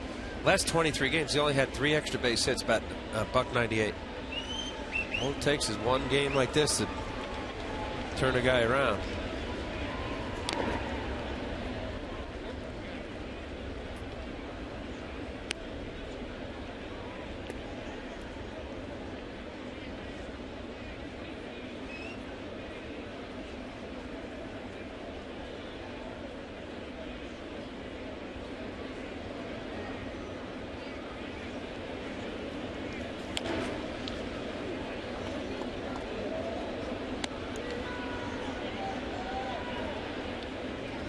When I say too many strikes, and I don't know if you, Paul, you face guys where you know, earlier in the game, Michael, you mentioned about, Pineda throwing so many strikes. Do you swing early? Greg Maddux used to do that the best of any. Guys, they knew he was getting strikes, but he threw pitches that looked like strikes that would just be off just enough. And you'd have guys aggressive, they're swinging early, and all of a sudden you look up, it's 7th inning, and he's got 65 pitches. I always look for, Greg Maddux pitched during that era. You watch Pineda. Slider in the dirt, strike 3. I tell you one thing, Pineda, and you see he lifts head finger to really drive that seam down. See the spin of that slider?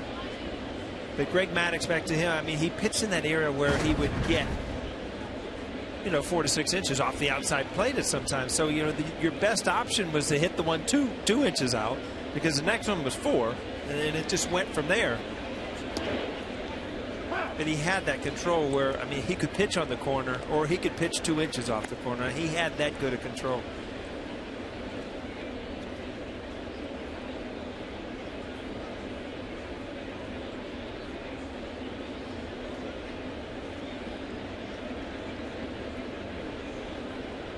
The 0-1. 1-1. We talked about Pineda coming into the game about his control, and if you just look, a lot of his sliders have not been consistently good.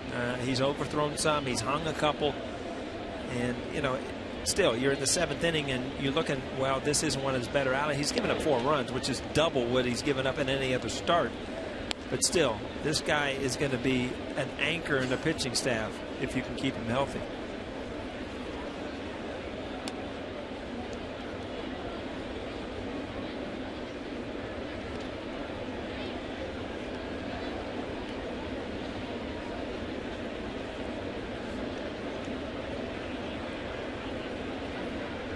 The 2-1. Chopped to second. And that will do it here in the 7th. 1 run, 1 hit, no errors, nobody left. At the end of 6.5 time for the 7th inning stretch, Rays 4, Yankees nothing. 13th anniversary of the terrorist attack on the United States. We will stay right here to honor America in the Bronx. Ladies and gentlemen, will you please rise and remove your caps?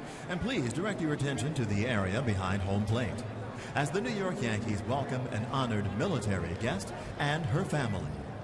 United States Army Captain Marlena Seifertson from New York City, who served in Operation Enduring Freedom. The Yankees say thank you for your sacrifice and service to our nation.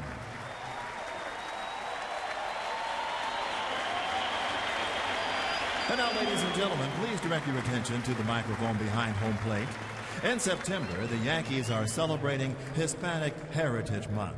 And as part of the observation, please welcome 10-time Grammy Award winner and Presidential Medal of Freedom honoree, Arturo Sandoval. In honor of the service of men and women stationed around the globe, he will now perform God Bless America.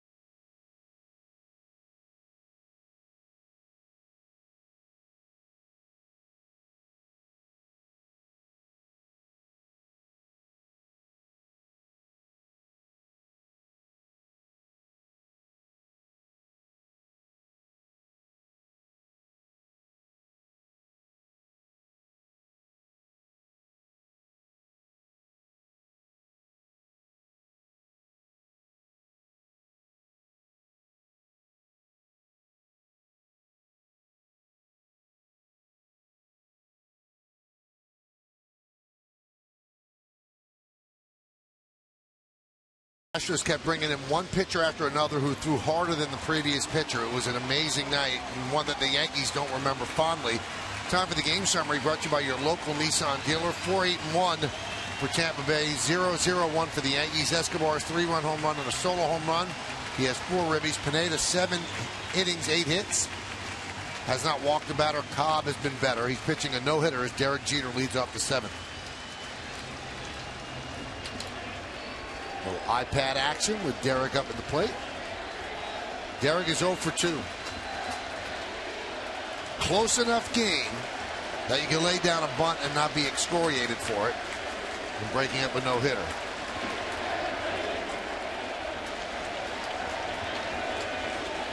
And the pitch.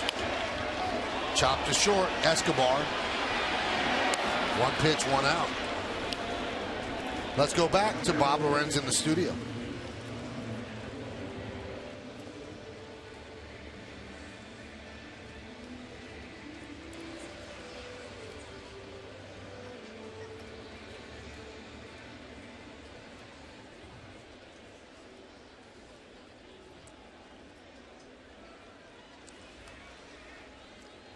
We heard from Bob and Jack and Meredith a little later on the post game.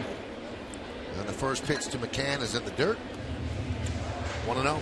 So, Paul, you heard what Michael said. 7th inning. I know you weren't a bunter, middle lineup guy, but would you have worried about being excoriated? First of all, you have to tell me what that means, and then I'm sure it's not good. Yeah. No. You know what? You go up there to. There is something about a drag bunt to break up a no-hitter that just doesn't sit right with me, even as a hitter. You know, a clean hit is the way it's supposed to be done.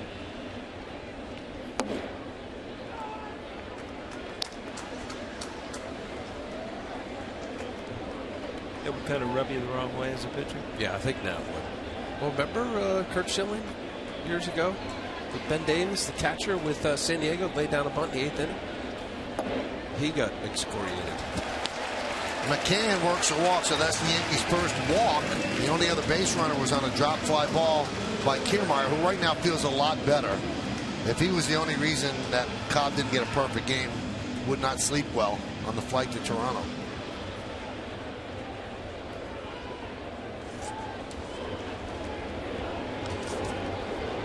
So that was a good sequence right there where Cobb is, obviously he knows he's got a no-hitter, but watching his sequence of how he pitches in a 4-0 game, when you know a solo home run wouldn't beat you, you know how he kind of pitched around once he got behind, threw a first pitch curveball and a slider, 2-0 to McCann.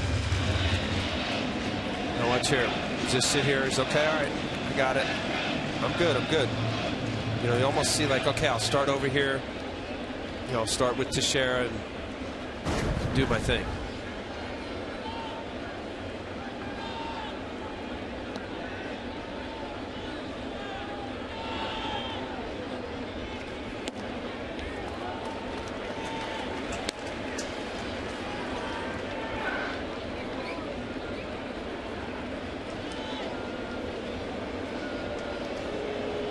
So there's a little visit. So Jim Hickey's sensing, you know, do your thing for as much as, you know, in the back of your mind, and Hickey's not going to mention no hitter right now, just the whole superstitious thing, but, you know, get back to, you know, what got you here, what had your numbers career-wise against the Yankees. Establish your fastball, get ahead, and you expand from there. He's got the great changeup, and he's showed good breaking ball, especially the curveball early in the count. They get your attention if you're pitching out there. Jim Hickey walks out and said, all right, now you got a no-hitter here. All right, now we got they get your attention right off the bat. Yeah, that would.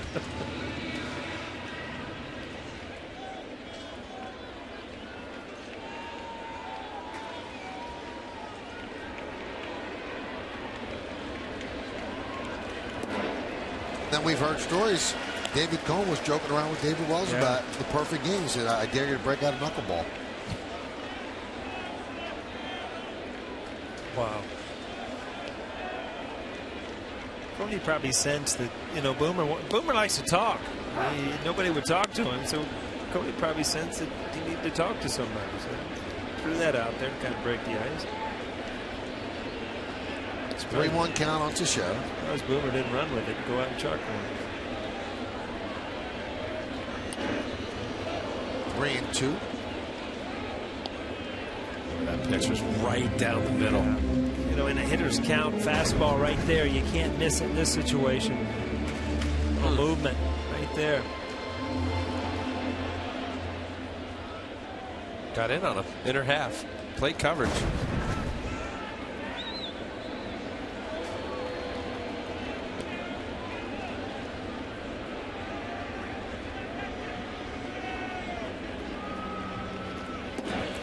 Two straight walks. First time the Yankees have had two base runners on in an inning.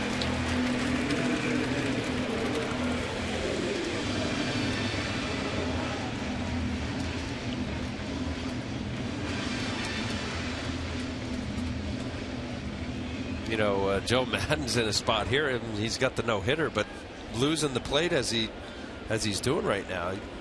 Put this guy on. You got the tying run on deck.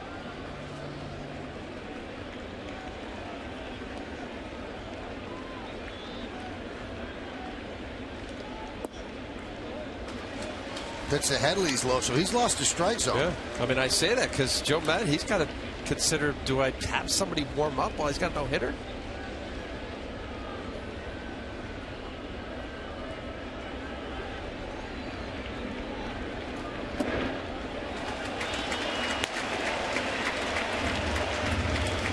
Why would the walk to McCann unnerve him so much? He didn't have a perfect game anyway. No hitter. No hitter. Yeah, but he walked the guy. I know, but you're not thinking perfect game. You're thinking. I'm certain it's in his mind. So I get it, but all he did was walk a guy. Okay, so now you get behind on Teixeira. He throws a first pitch changeup and then a slider. He's 2-0. So you're thinking, okay, I got a good fastball. I don't have a great fastball, but I'm 2-0. I'm not grooving it because of the no hitter. So I'll nibble a little bit off the plate, hit the corner. Good change up there. In fastball count as a hitter, you're going to tune it up a little bit. It's just not there yet.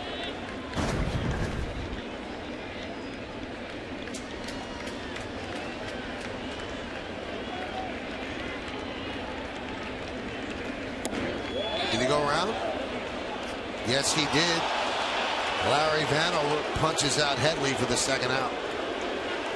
Well, Larry Vanover called it on the swing. Marcus Patillo, the home plate umpire, like a high borderline strike. Let's see here. This has got two-seam action coming back above the belt for sure. Yeah, I think he swung more with his body. That went through, but it kind of rotated his body out there.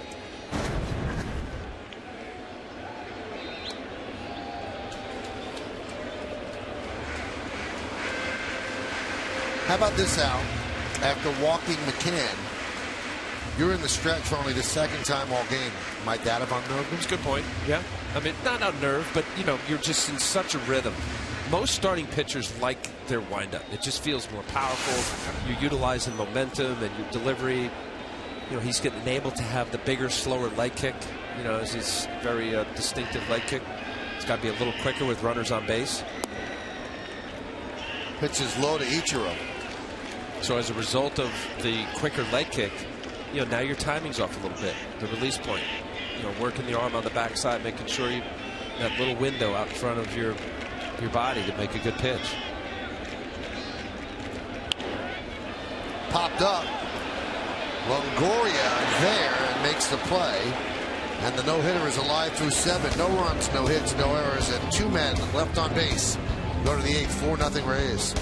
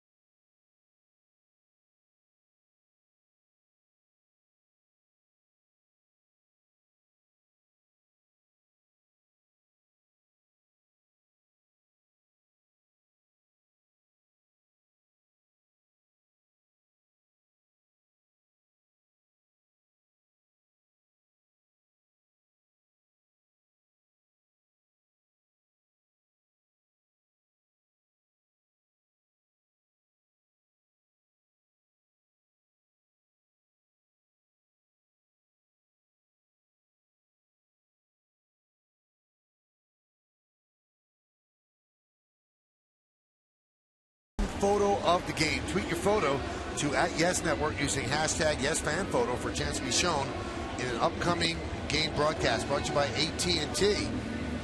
This is BKNYY 12. Is that Joe Girardi? Yes, it is. Wow. Now, that's an impressive fan photo.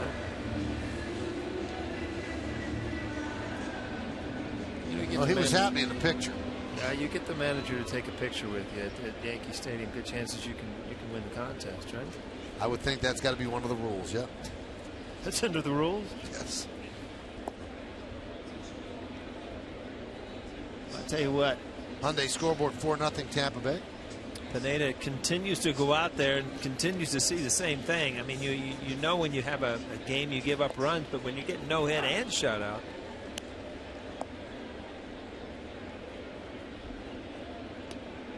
We just get word from the official scorer that James Loney's ground ball into the hole in the 6th inning that was originally charged in E60 Jeter's now been changed to a hit. No, that's impressive. Allard, he wrote it down as a hit. I could not put an error on there.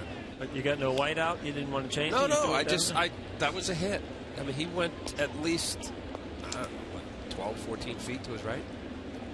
So even if it was official, you were going with a hit. So if that was recovered years from now, your scorebook would have been wrong. Incorrect. Rich Hill and Chaz Rowe up.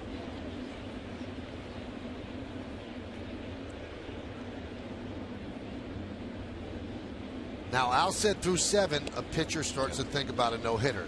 Zachary Levine of Baseball Prospectus wrote an article about finishing no-hitters today.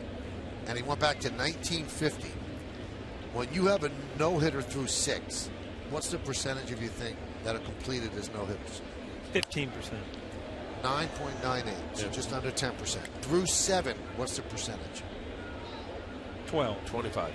24%. Wow. That's a lot, right? Numbers, that's guys. more than Killing I thought. I was at 10, 25. Go ahead. What's the next? That's they don't have anything through 8. So I guess if you go through 9, I was going to say it's 100, but it's not because there's been guys losing the 10. Yes, you're right. How you like that? Bobby Haddix. Yeah.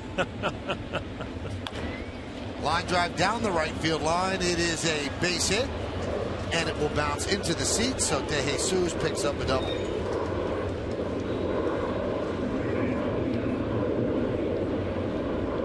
Jesus, I mean, he looks like he has fun playing the game. Obviously, it's fun when you're hitting the ball hard.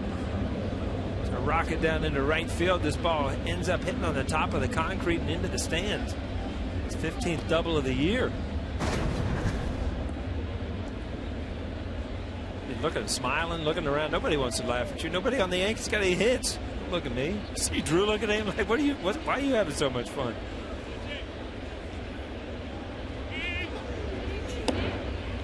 There's a strike to Longoria. De Jesus really trying to distract Pineda. He's dancing off the second base. Looks like he's about ready to take off. Longoria, we remember last night, Outliner, you talked about it, how he wrecked the bullpen's outing by hitting a home run late. Pineda has to really be careful not to leave something out over the plate for him to hook into the stands.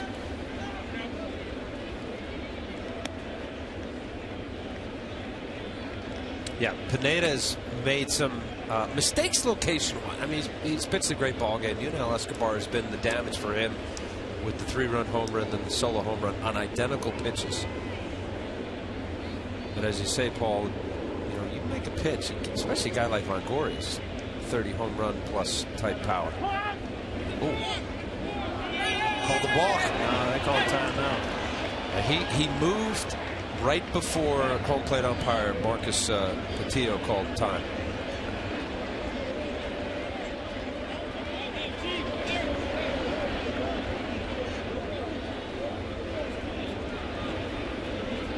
I thought there was a little movement just moments before the home plate umpire called time. Right?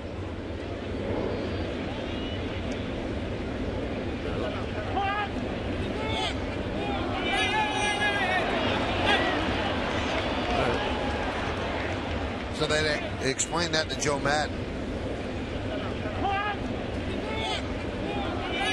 And the buck was caught. Boy, that was almost identical timing. As he was starting his delivery, timeout was called, and then he stopped.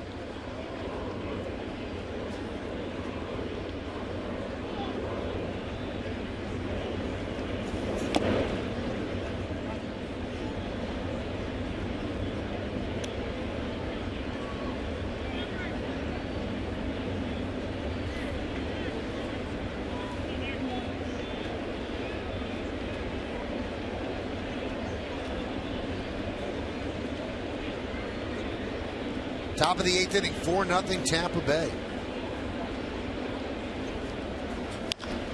Ground ball to third.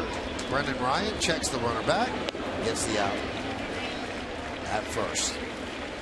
You know, just seeing Pineda, when he has his slider down and away, as Longoria just rolled over for a 5-3. But just talking about Yunel Escobar, which has been the difference in this game, and Joe Girardi's going to, looks like he's going to take him out here.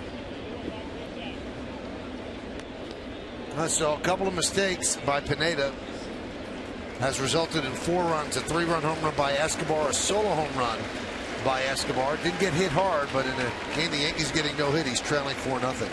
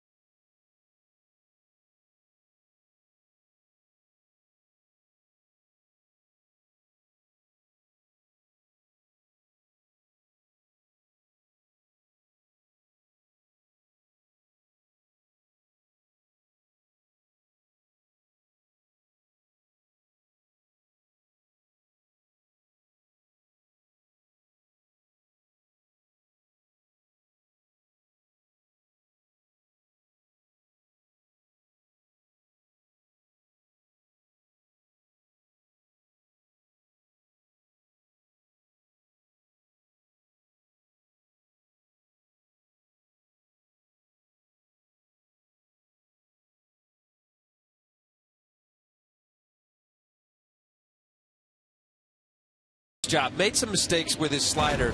If you look at the 2 mistakes, one on the left, the 4th inning, which was the 3-run homer. This is slider.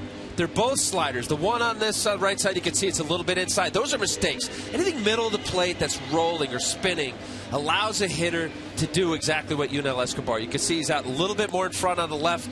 The one on the right, he's in a little bit. That's not where you want to throw a slider. Right-handed slider, you want it down and away. Yunel Escobar deposited in the left field seats, and here it is, 4-zip. 10 hits by the Rays. 96 pitches by Pineda. 76 of them were strikes. He threw a lot of strikes. Well, Joe Girardi makes the Verizon call to the bullpen, and it brings on the lefty Rich Hill to face James Loney. After they changed the E6 to a single, he's 1 for 3 with a 5-game hitting streak. This is the 12th game for Rich Hill. Happen very often too, but I'll tell you what, it's a pleasant surprise when you're a hitter and you think you're 0 for 3 and all of a sudden you're like, oh, they took that, they gave me a hit, now I'm 1 for 3. Instant confidence. Pretty good night going.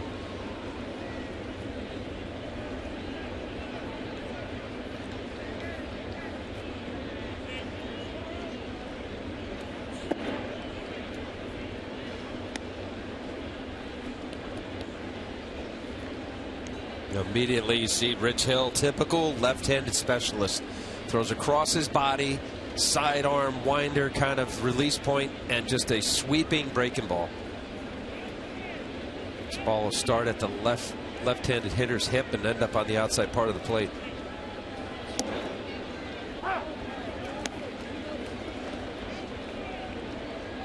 Pineda, 96 pitches, 76 strikes. And that's the highest percentage of strikes in a start since July 10th of 2004, John Lieber against Tampa Bay for the Yankees. And that's a minimum of 80 pitches.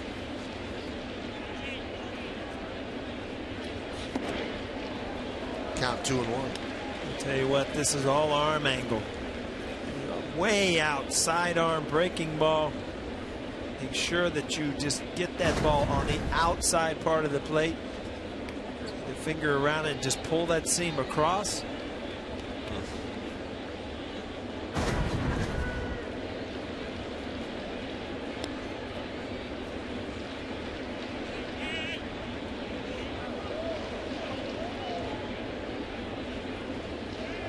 Jeter yell back there, hey, hey, and you know, that's Jeter has a good feeling if a guy's starting to get off too far to maybe try to cheat and steal.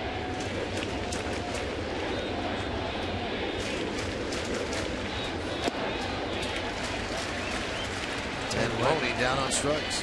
He'll throw a couple good breaking balls there. He's really the only crafty lefty that you have in the pen that really drops down and has an advantage over lefties. You look at Huff, who, you know, is just as effective at righties as lefties, but tough pitch to hit. You see Loney had a tough time staying in there, and that same pitch. Slider way outside arm, out on the outside corner. Well, they will intentionally walk Will Myers, and they'll take their chance with Matt Joyce with runners on first and second, 2 outs.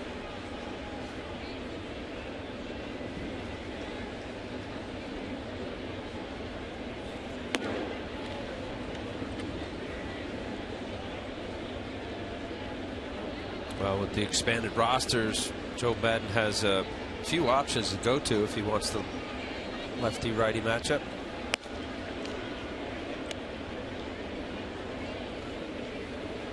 Checking out those options now. That's why it's so important to have somebody up in the bullpen, knowing if you make a switch, Joe Girardi can make that same switch, still get that matchup.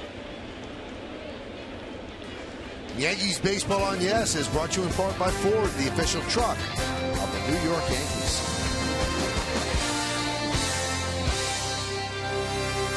Well, Maddon has weighed the options and would rather have Joyce against Hill than have a righty against Chaz Rowe.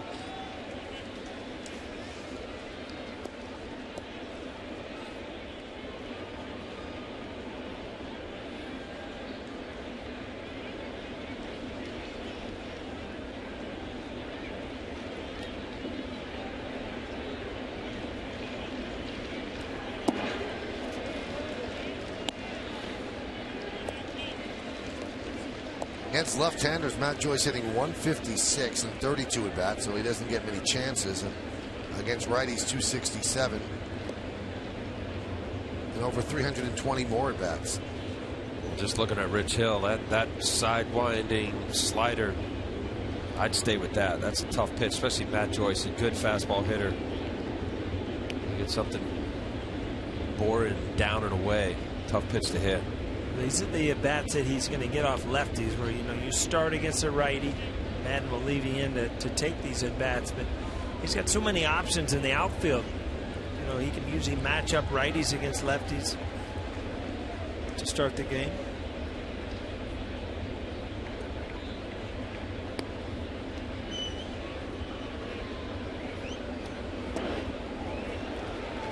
One and one. Every time I see a guy like this, I think of Tony Fossis.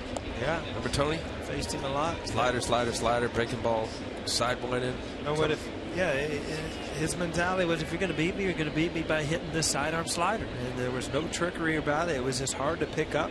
It wasn't hard. It just, he could throw it on the outside corner, and he was not afraid to throw it 5, 6, 7 times in the bat. 2 and 1 on Joyce. First and second, 2 outs in the 8th inning. Not too many people near Alex Cobb, who is pitching a no-hitter through 7. So this has been a long inning, too. The last thing you want to do is time to long break, time to think. That's tough. After a lot of breaking balls, he's dropped down same angle and then threw a fastball same location.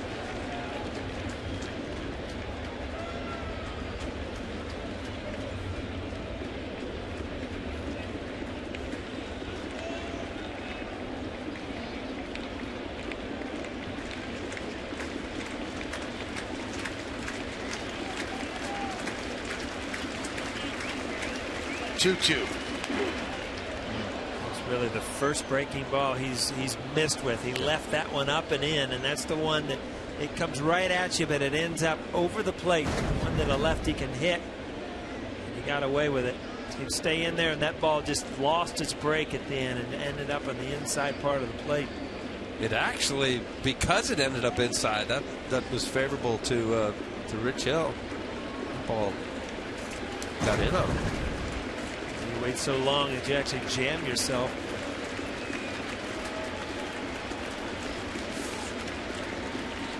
Swing and a miss. Hill gets Joyce, and that'll do it in the 8th. No runs to hit. 2 men left. We go to the bottom of the 8th inning. Stephen Drew will lead it off.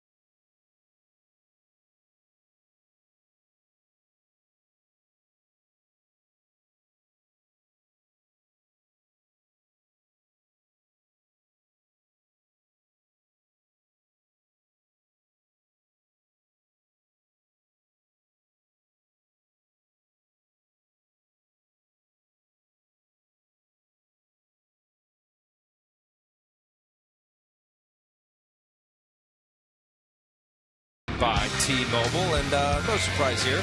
Alex Cobb, he's got a no-hitter through 7. I'll tell you what, all 3 pitches, that great changeup, good fastball, spotting it. Set some good plays defensively here with the shift. Escobar making a nice play up the middle.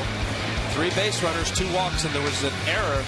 What a job so far by Alex Cobb, who has not given up a hit yet.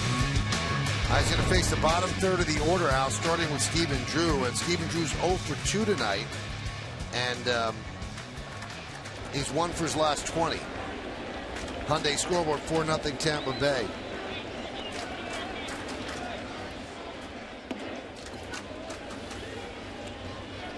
You hear the Cotton Eye Joe between innings? I was out there practicing. Really? Yeah, tomorrow's a big night for me. Country music at the Garden. Luke Bryan.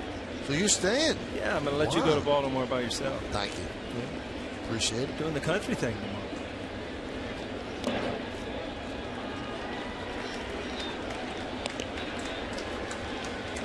2-0 on Drew. Take it out a little further. He's 1 for his last 27. So it'll be Drew, Chris Young, and Brendan Ryan against Alex Cobb. 96 pitches for Cobb.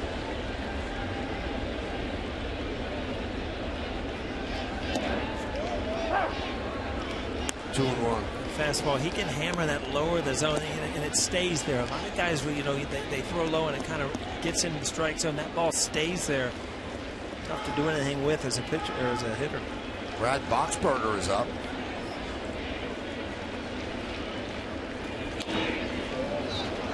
There have been 4 no-hitters so far this year. The last one was September 1st, and it was pitched by 4 Phillies against the Braves. Hamels went 6. Dykeman 1. Giles 1. Papelbon the final inning. That was on September 1st. Lincecum against San Diego June 25th. Kershaw against Colorado June 18th. And Beckett at Philly on May 25th. So those are the 4 no-hitters this year.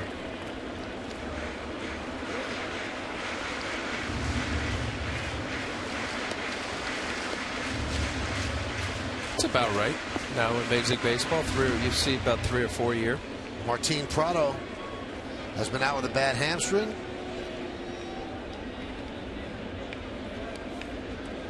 Ready to pinch hit.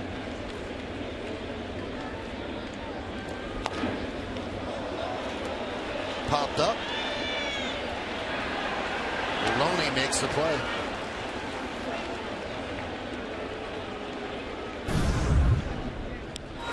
July 26, 2010, Matt Garza threw the only no-hitter in Tampa Bay Rays history.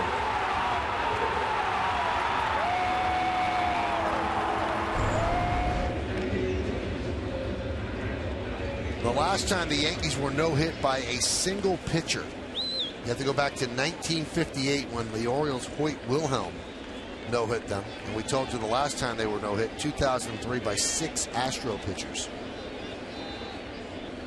Here's Chris Young, 0 for 2.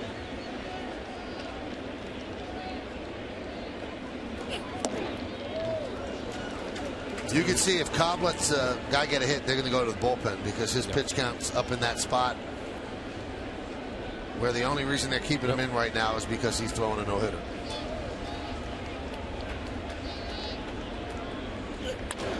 That one is driven into right center field, and there's the first hit.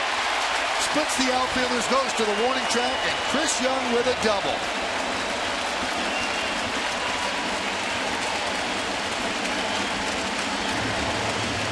So there'll be no no-hitter tonight as Alex Cobb serves up a double at Chris Young.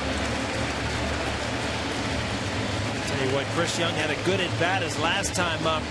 Fouled off 3 or 4 pitches hard, and again had a fastball and hammered this one into right center field.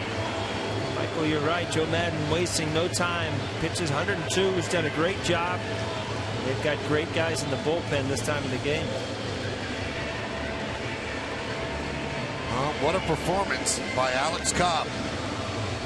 He gives the ball to Joe Madden. How about that in the crowd at the stadium? Giving him an appreciative hand. It'll be Brad Boxberger, hard thrower coming in from the bullpen. Yankees have a runner in scoring position on their first hit of the night.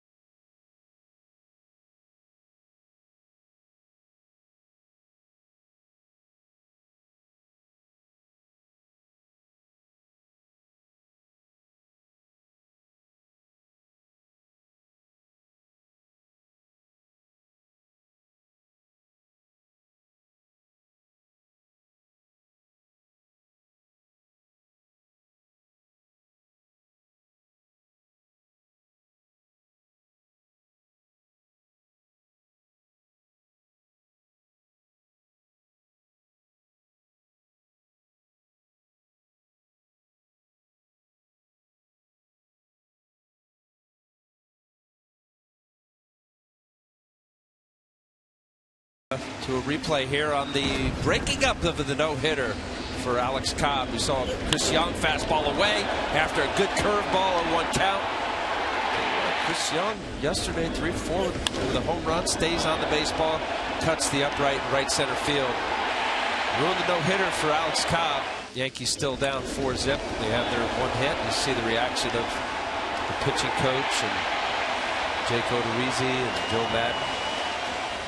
Well, you've got to think that he's second-guessing himself pitch-wise. I mean, you throw a perfect curveball, and then, sure, you've had a great fastball, but you give up a hit. You know, it's just human nature as a pitcher to go in there and think, you know, what if I'd have thrown another curveball? What if I'd have gone on my changeup? But I tell you what, the guy threw a great game. He had all 3 pitches working. Much better curveball. I knew about his fastball, I knew about his changeup, but he had a very good curveball tonight, too. Now the Yankees are going to send up Martin Prado to pinch hit for Brendan Ryan.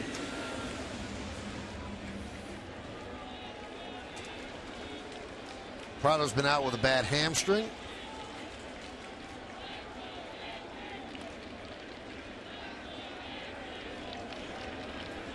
with the Yankees on the fringes of postseason contention. There was some talk.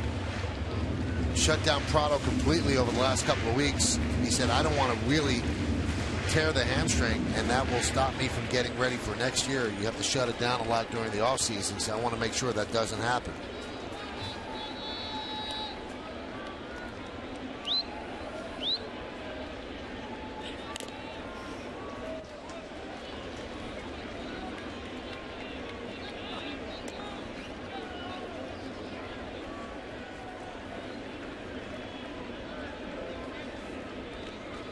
They'd like Prado to connect and jog around the bases, but I don't think he's going to be busting it down the line with the potential to get hurt.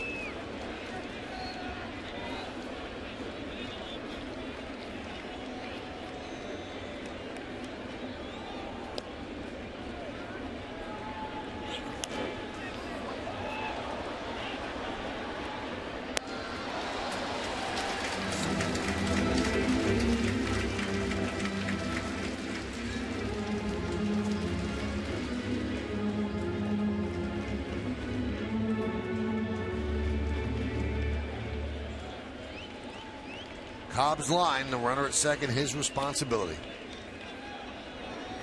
The 0-2. 1-2. Yeah, up and in, feeling and smelling a little 95. No hitter likes that. No, and it's funny, off the bench, it's just like everything's not together yet. You're not into the rhythm of the game. It's just, it's really weird. The hardest thing in my mind to do in baseball is pinch hit.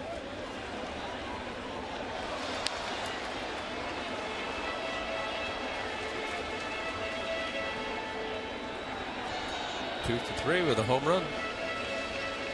Off to a good start as a pinch hit, though. Against Boxberger. Boxberger's got a good live arm.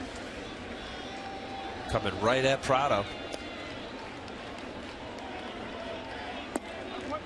There's the changeup. When you talk about Tampa Bay Rays and how they put it together, Brad Boxberger, along with Logan Forsythe, traded for two relievers with the Padres, coming over from the Padres, Alex Torres and Jesse Hahn. Good trade by Tampa Bay for sure.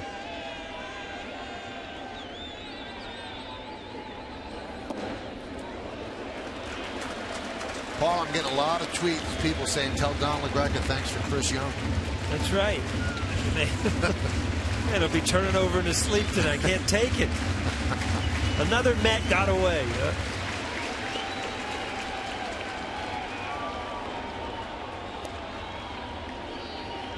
3-2. That one is drilled deep to left field. Going back, Joyce turning, looking, see ya. He gets the job. A two-run pinch hit home run from Martin Prado. Tampa Bay 4 and the Yankees 2.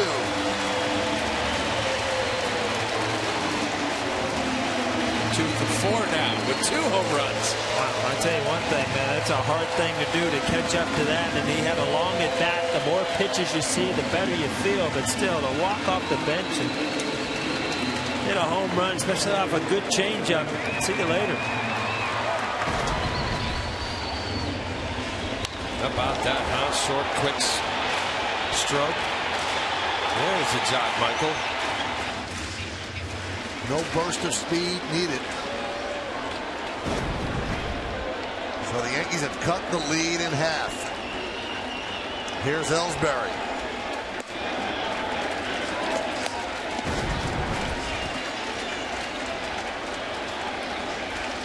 Second Yankee pinch hit home run of the season. The other one by Brian McCann. See, Prado, he doesn't stride very much. Kind of just stays on that front foot, which allows you to see the ball and stay behind it. You don't get it in that tilting towards the pitcher. Well, I tell you what, he's quick inside. If he waits on it, turn on it. A nice pickup by the Yankees. Brian Cash with the scouting department to get Martin Prado, who's under another year of contract. Watch that. There's not much of a stride. Some guys will stride all the way out there. See, it's just kind of pick it up and then hit off of it. Why doesn't everybody do that? Because it's easier. Not everybody's strong enough to hit that way. A lot of people need to, step and load that weight back. Crowder does a good job of just staying balanced, just driving with his hands. Hard line drive into the second deck, and a great catch by a young man. Just leaned over and caught that hard liner. Well, Prado's been great since he came over in that trade. The Yankees could not ask for more production out of him. The 1-2. Strike three. Ellsbury down looking. He is 0 for 4 on his birthday.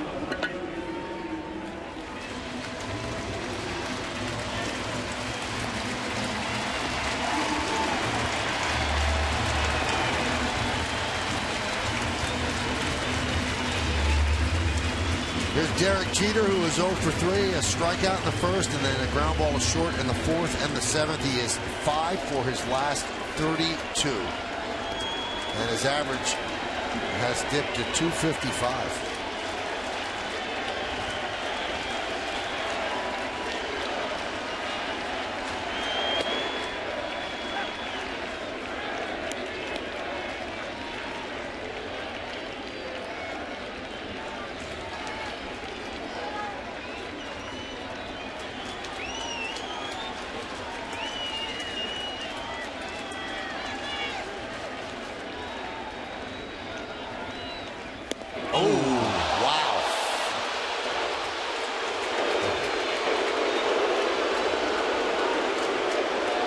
Hit him flush. I don't know if that's the hard plastic Evo shield that guys wear. That looks more like a pad. Right on the elbow.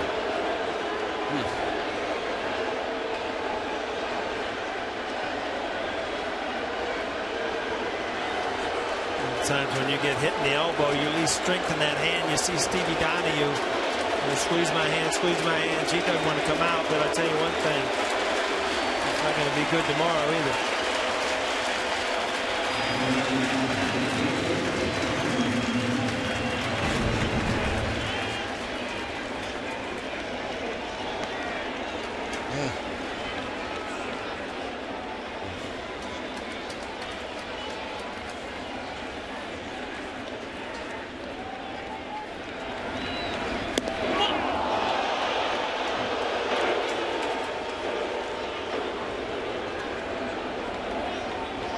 That hurts him whatever speed he was showing.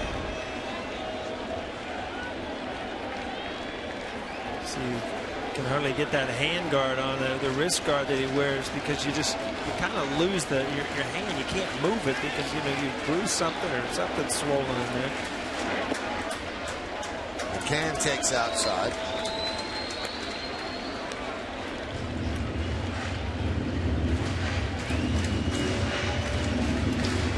McCann 0 for 2 with a walk tonight. Boxberger on in relief of Cobb. Grounded to first, off the glove of Loney, kicks up straight in the air, and McCann will reach as Jeter moves to second.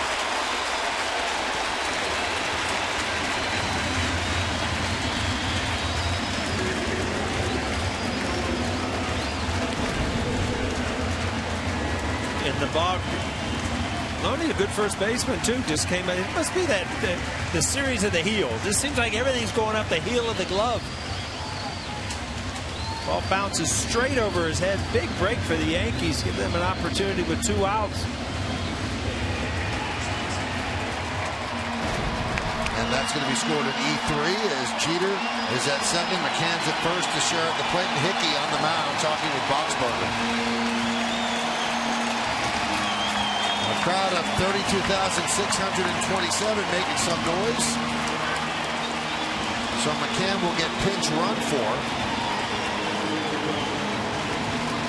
It's Antoine Richardson.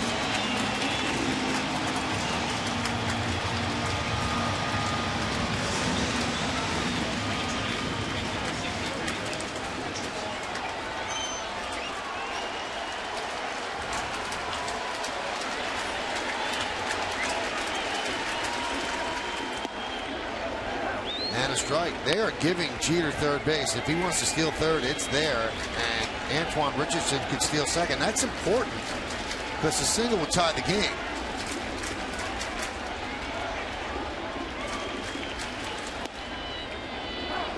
Now count 0-2.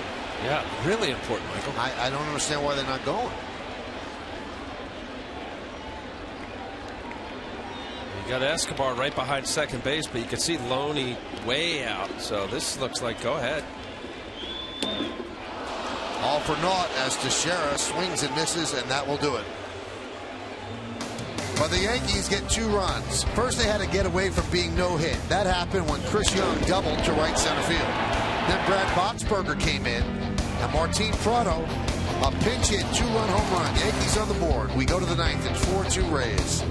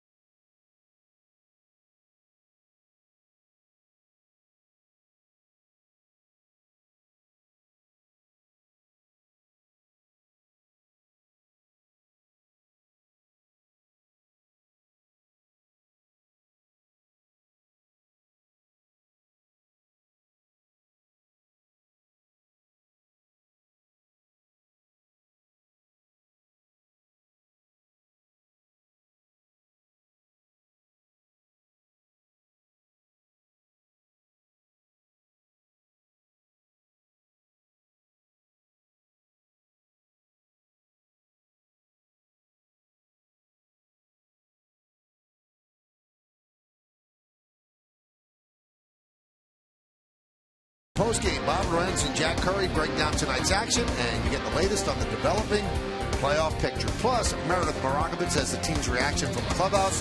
It's all coming up, only on Yes. All right, we go to the 9th inning. New pitcher for the Yankees is Chaz Rowe. Martin Prado takes over at third base for the Yanks. He had pinch hit for Ryan. And speaking of Ryan, Ryan Murphy, the new catcher, because McCann had been pinch run for.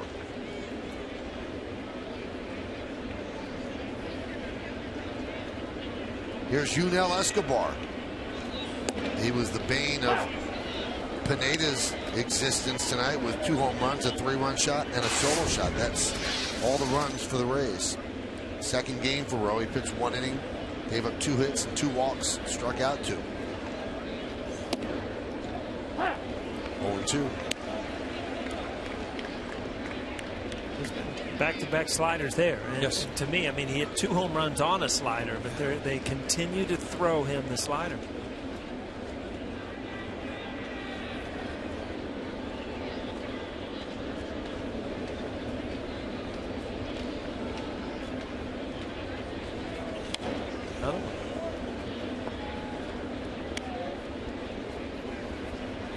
And as you say that, Paul, there are pitches that are meant to exploit a hitter's weakness. And if that's the pitch, you see Jake McGee, the closer for Tampa Bay, getting ready. Can make a good one or a bad one. It's just like when they say he's a good fastball hitter. Well, whose fastball? And what fastball? Where? Does it move? Is it straight? Where?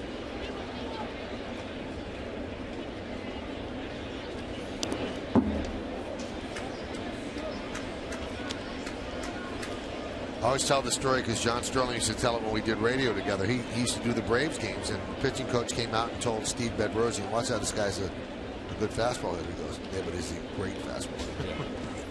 That was your room you're talking about. That's right. John Sterling. The 1-2. 2-2.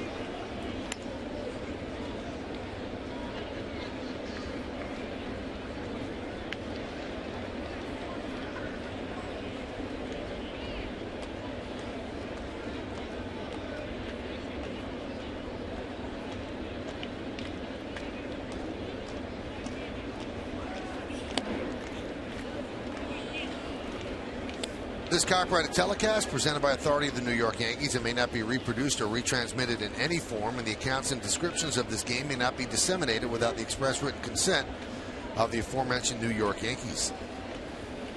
We held that out to the 9th inning. Late. It's a late disclaimer.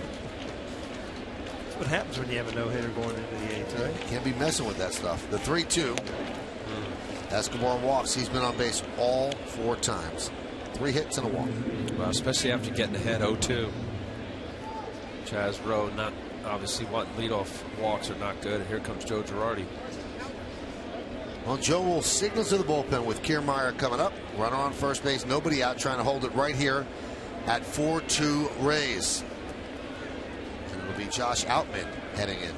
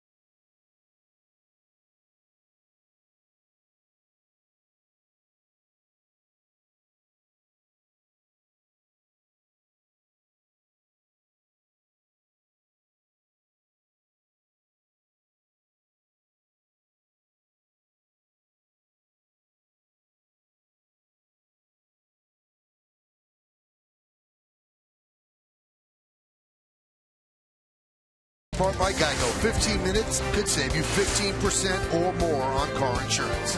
By the Syracuse Orange, New York's college team. And by your Tri-Honda dealers. Hurry to your local Tri-Honda dealer for great deals on the 2014 models. Lady Liberty standing guard in the harbor. Josh Outman comes on, Yankees' 4th pitcher. And he will deal to Kevin Kiermaier. Be Outman's 36th game of the year. A little less than a strikeout per inning, a little less than a hit per inning.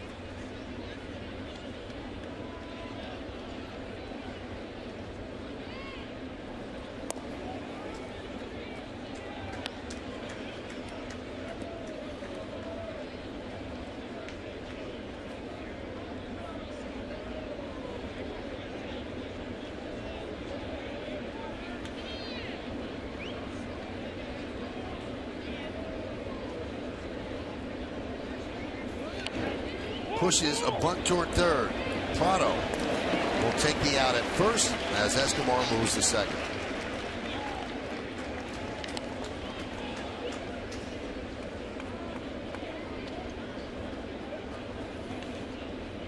No matter where the Rays are, they're going to play the game the way you're supposed to. Joe Maddon's still calling bunts, moving guys over. Attack on a run here. Joe Girardi's going to try to stop it by going to the bullpen. September expanded rosters where managers get a lot of exercise.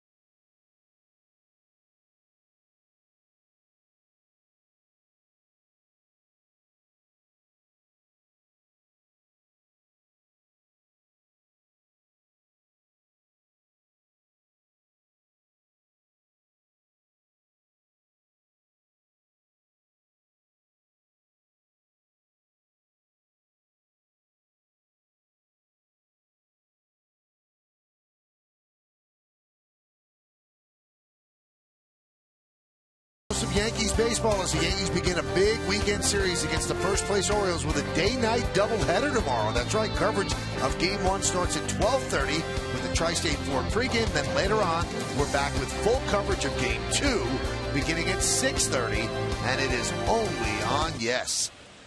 Expect you on that first bus tomorrow, Michael, about 9. I'm going to be on that bus. I'll be there.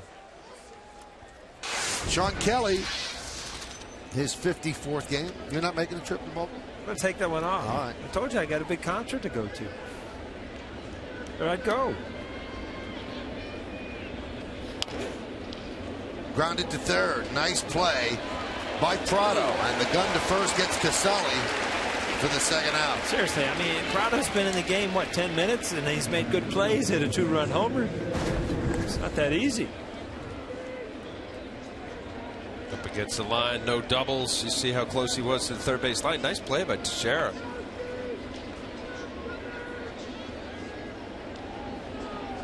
Oh, plants his feet. Kirk Casali, the catcher, not very fast. Nice play.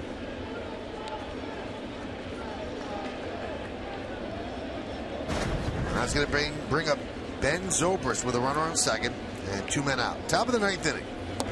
Swing and a miss by Zobrist. Rays have 10 hits. They've committed 2 errors. They have 4 runs. Yankees 2 runs on 2 hits with no errors. Zobrist tonight is 0 for 4.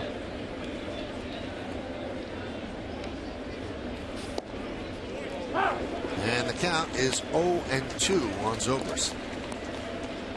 If you want to look ahead to the bottom of the 9th inning, it's going to be Headley, Ichiro Suzuki, and Stephen Drew.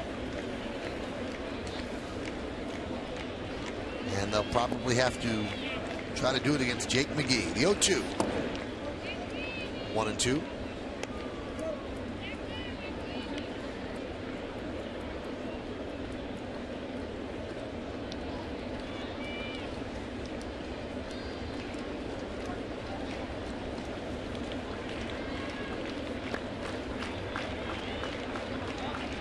Kelly deals. Now 2-2. Couple good takes by Ben Zobrist, seeing that slider. Sean Kelly likes to throw it as his go-to put-away pitch.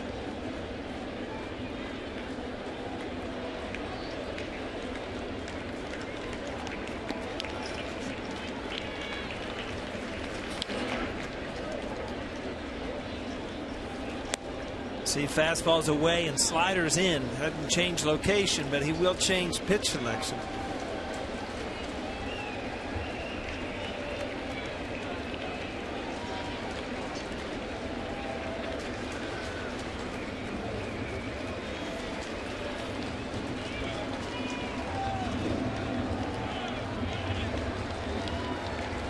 Two pitch. Grounded to second. Drew. To Teixeira, and that'll do it. No runs, no hits, no errors. 1 man left on base. We go to the bottom of the 9th, and the Yankees rally will be against Jake McGee.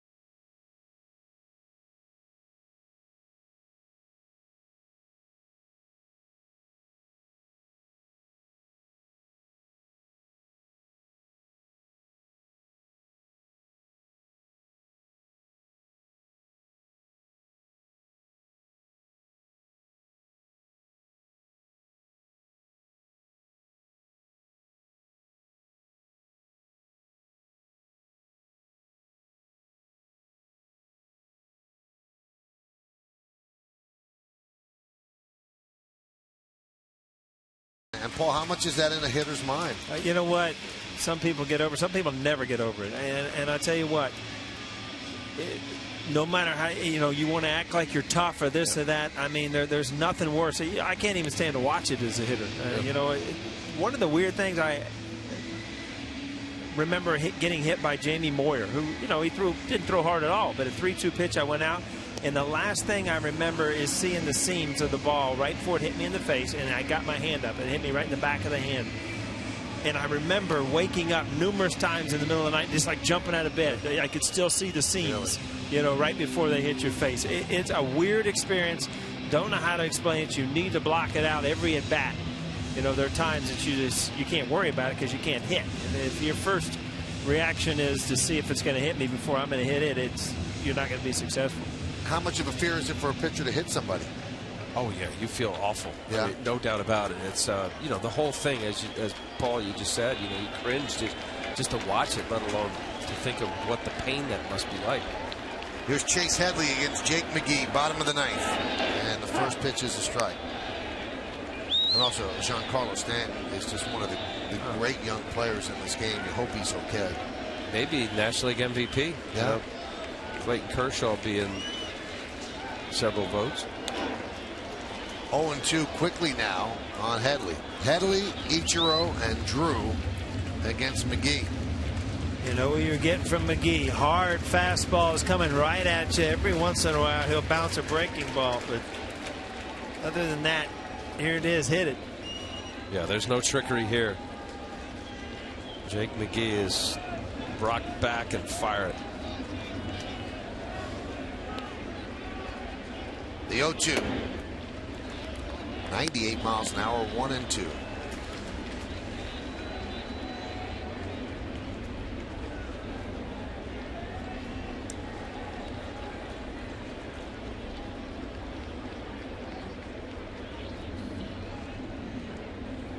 Oh, goodness. Jeez. Hit him in the face. Oh, no.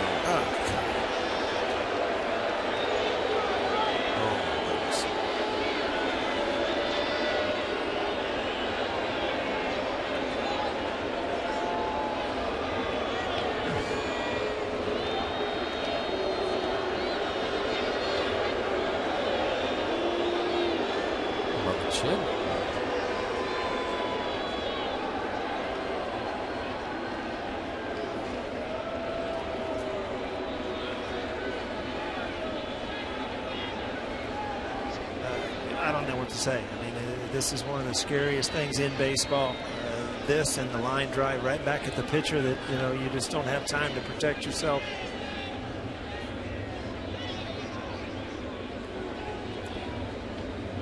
Mark Littlefield, the trainer, the assistant to Stevie Donahue, tending to Chase Headley. You see the chin is cut, and here comes Steve Donahue to join them at home plate. Checking, obviously, he can move his mouth open, which obviously is a good sign, but checking the teeth and everything. But, there looked like a big gash on his chin.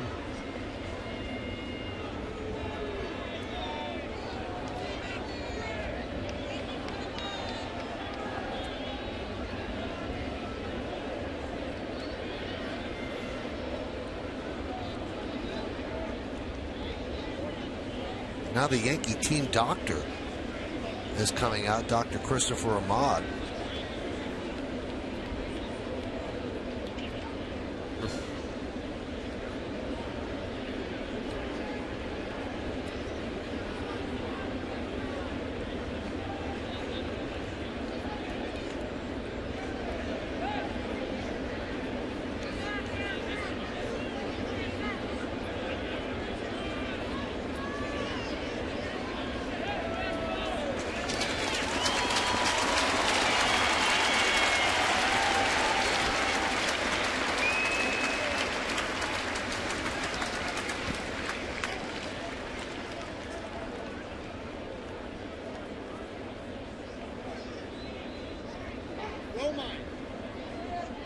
It almost seems like every player's worst nightmare. You can see the places the faces on the Tampa Bay Rays right now. No, it really is. I mean, look, it's such a scary moment and how dangerous it is. This was Jake McGee throwing 98 miles an hour. I mean, it clearly hit him what looked like it was, flush right on his chin.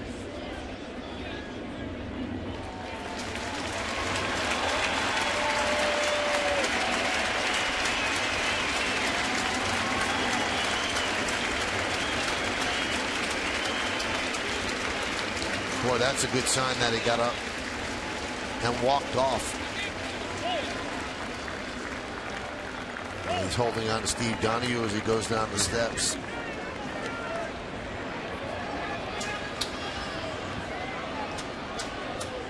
Yankees will have to get a pinch runner at first.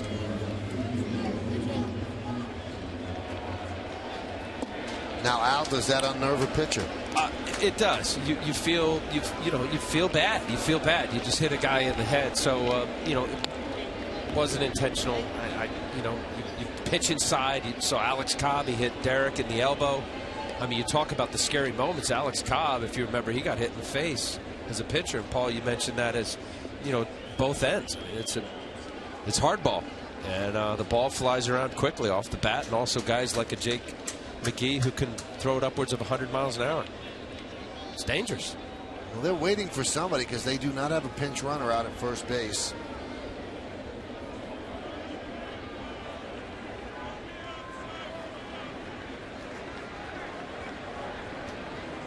And it's going to be Austin Romine who made his way in from the bullpen from underneath the stands. That's why it took him a while to get there. So Austin Romine will pinch run for Headley.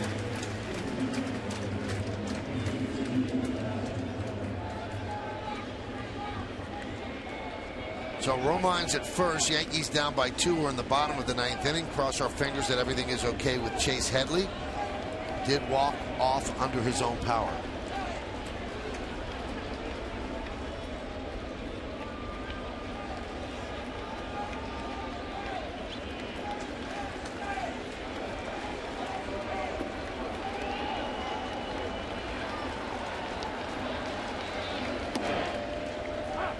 And there's a strike to Ichiro. Ichiro 0 for 3 tonight.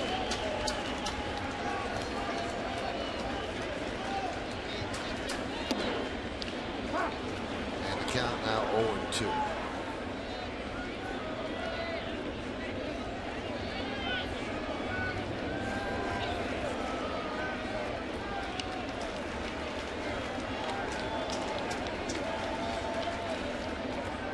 And the pitch.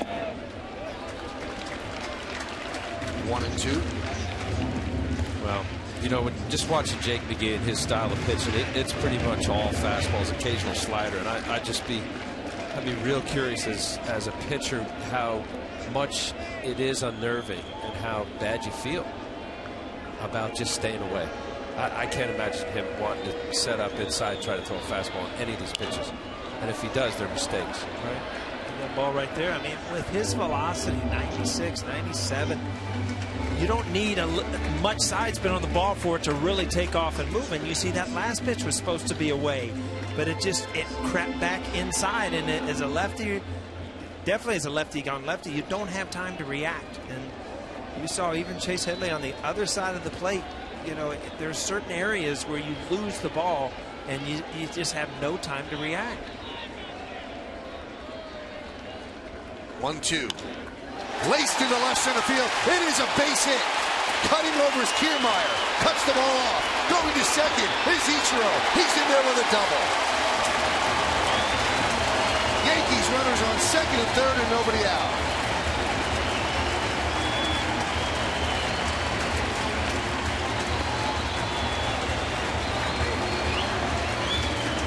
Talk about a good at bat after just what happened. I mean, you're kind of in shock as one of your players go down, and then you come up. I'll tell you what, Ichiro stays in there, hard fastball, and he just laces it to left, down and away, kind of to his strength. But I tell you what, I don't know if anybody has the strength to hit it down and away when it's 96 or 97. See Escobar pointing to second, trying to keep Ichiro at first base, keep that double play in order, but Ichiro already sliding in. Yankees will send up Zealous Wheeler to pinch hit for Stephen Drew. Drew was 0 for 3 tonight.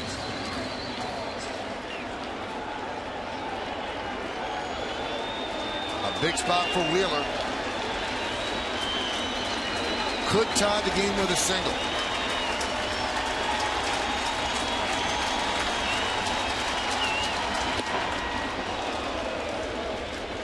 Oh,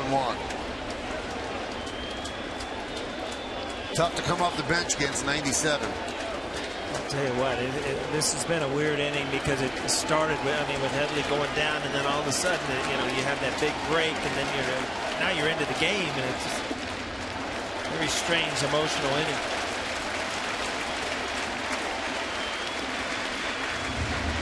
Paul, you mentioned about the reaction time, just that little window you can't see. 90 miles an hour, reaction time is a little over 0.4 of a second. You get upwards of 97, 98, it's less than that. It's like 0.38 of a second. It's reaction time. Yep.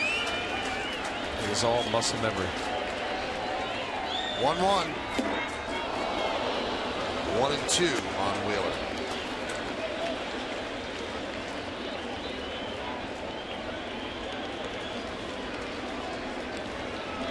Well, he's got to fight now. 1-2 count. Put the ball in play. If you're productive out, ground ball right side.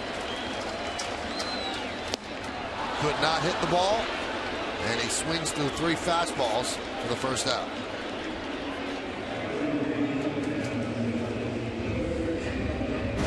Well, you were talking about it earlier in the inning. A good fastball hitter, but what kind of fastball hitter? This was 98, and coming off the bench. Knee high on the corner. It looked like about 105. This guy's got a tremendous arm. There's no doubt about it.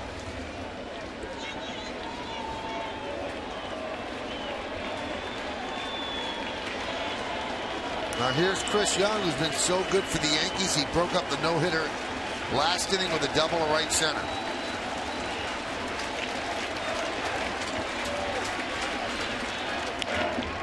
Kiermaier and Myers both have good arms in the outfield. We saw Joyce's arm the other night. Could be accurate, but not a strong arm from left field. Ichiro has very good speed.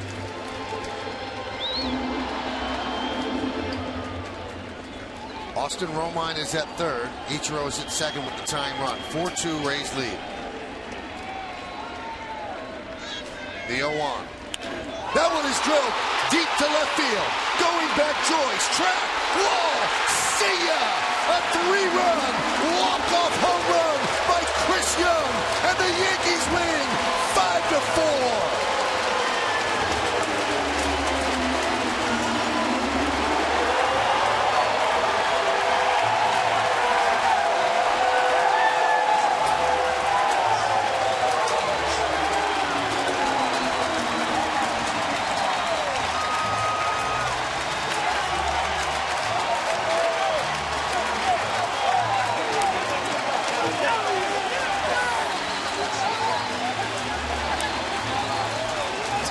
Chris Young, they've been pumping fastballs at him all day, and he's been getting good swings at it. Well, he got a fastball, another good swing, and just hammered this thing. 3-run homer to take the win for the Yankees. I'll tell you what, the pulse is faint, but there's still a pulse.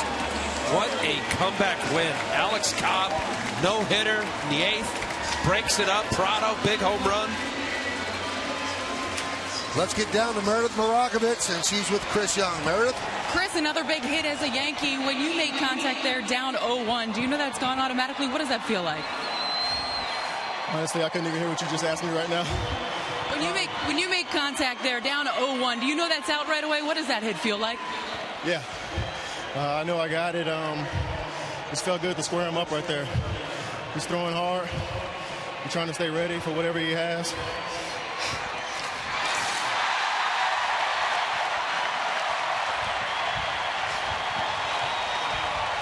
It looked like you knew that was coming a little bit.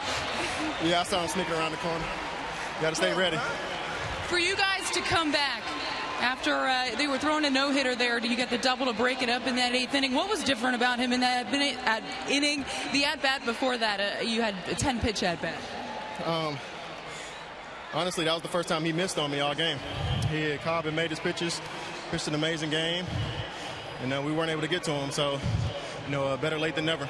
For you to be able to turn your season around like this, what does it mean to you? It's amazing, man. It's amazing to be in this environment, all this positive energy around me, in front of these great fans and great teammates, and just able to have fun again. Chris, congratulations on the win. Thank you. Michael, send it back to you. Thank you, Meredith. How can you explain this game of baseball? Right. Chris Young gets released by the Mets, just couldn't do it, and Al, he's been a hero here. Would you hear him? The positive energy and good vibe, and so much is mental, Michael, this game. You watch his pitch, 97 plus. I'll tell you what, that ball's up out of the strike zone to catch up with it. That's a quick bat. And here's a kid getting a second opportunity. I'll tell you what, he's making the most of it the last couple of nights. Big win for the Yankees, fun win for the Yankees. Chase Headley's okay. And we'll see what happens from there. 4th walk-off home run of the year for the Yanks. Last time the Yankees had a walk-off home run when they were down 2 or more runs, you have to go all the way back to 2002. May 17th, Jason Giambi hit a grand slam in the rain with the Yankees down 12-9 in the 14th against the Twins. Chris Young has found the magic putting on the pinstripes. Who'd have thunk it with the season that he had with the Mets, but boy, he has been amazing, and I think he's more floating than running around the bases. Pretty special night for the Yankees, and as Paul and Al said, we hope that Chase Headley is okay, but a dramatic come-from-behind victory. And now what we'll do is we'll toss it back to the studio. Bob Lorenz and Jack Curran will set the table for the rest of the night and also try to make sense of what we just saw.